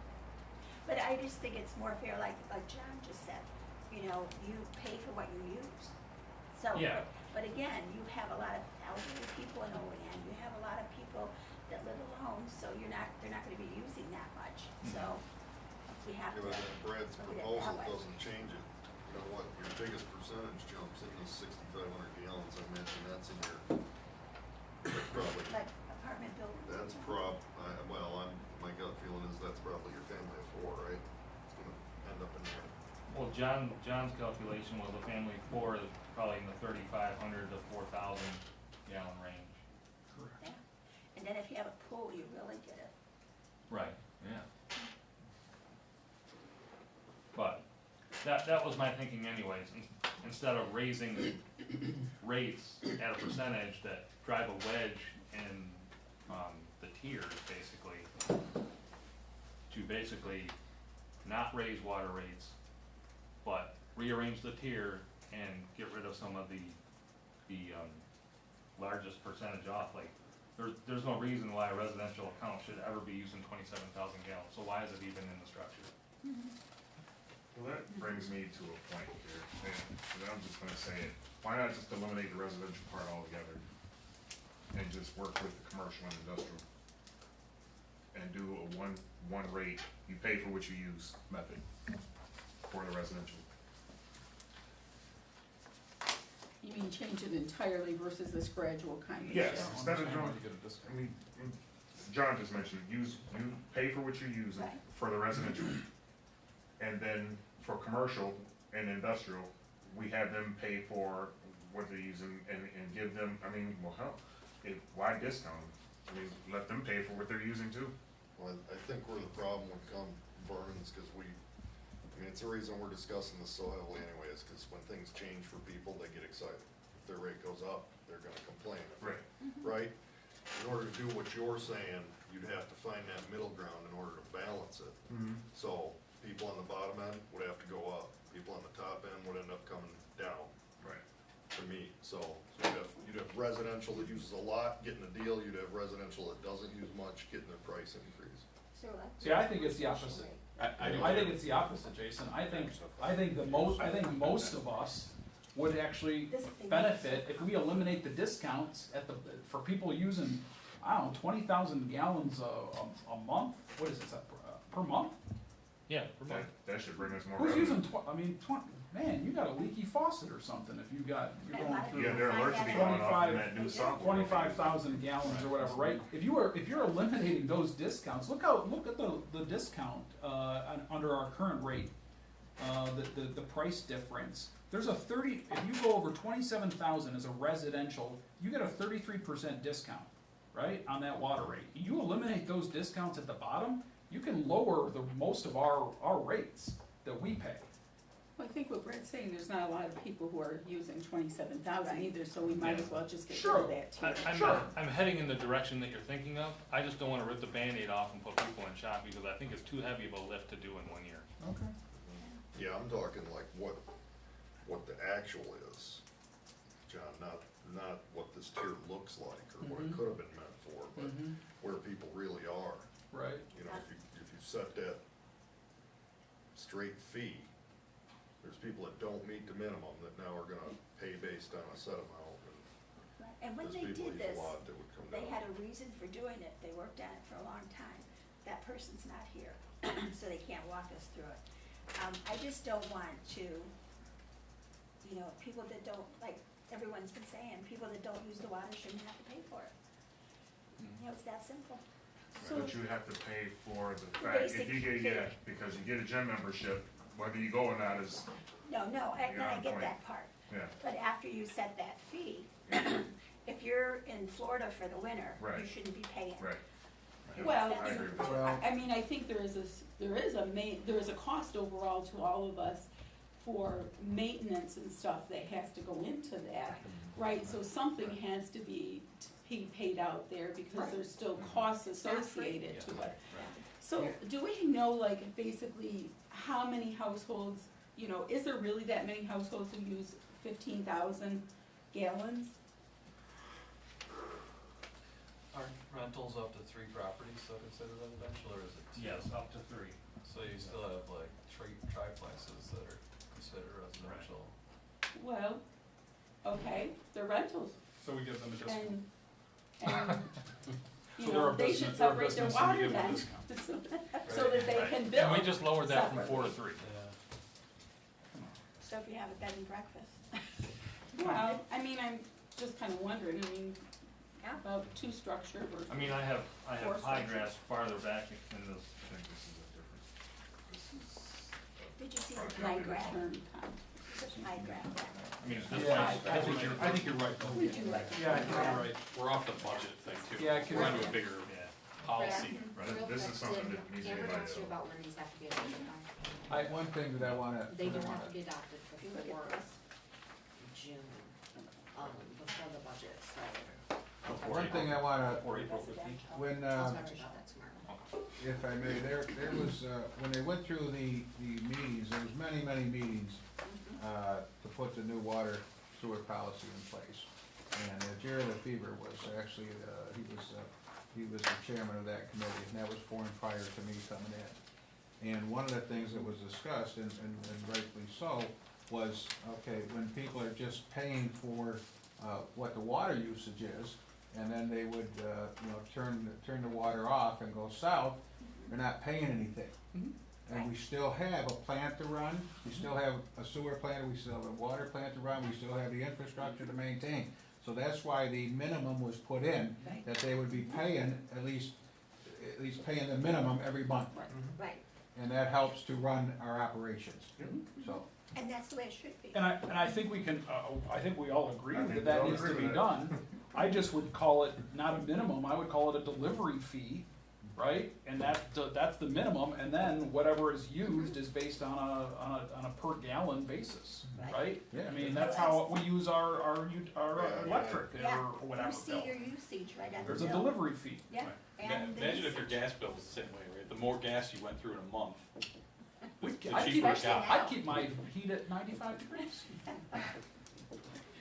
Okay, so how about if we move on from here, so we can get Brad out of Yeah. here? Yeah. So So this is there, a in whole this packet, there's Well, more fine. information that might answer some of your questions, Like the pie. okay? One thing you might wanna pay real close attention to is out of all of our water produced, where's it going? Half of all of our water produced is lost, I know, I was like, where does it go? I saw that. and 7% is city facilities, which is non-revenue. Right. So you're only capturing revenue on, what, 30%. I was serious, where does it go if it's lost? Leaks in the lines. Leaks in the infrastructure.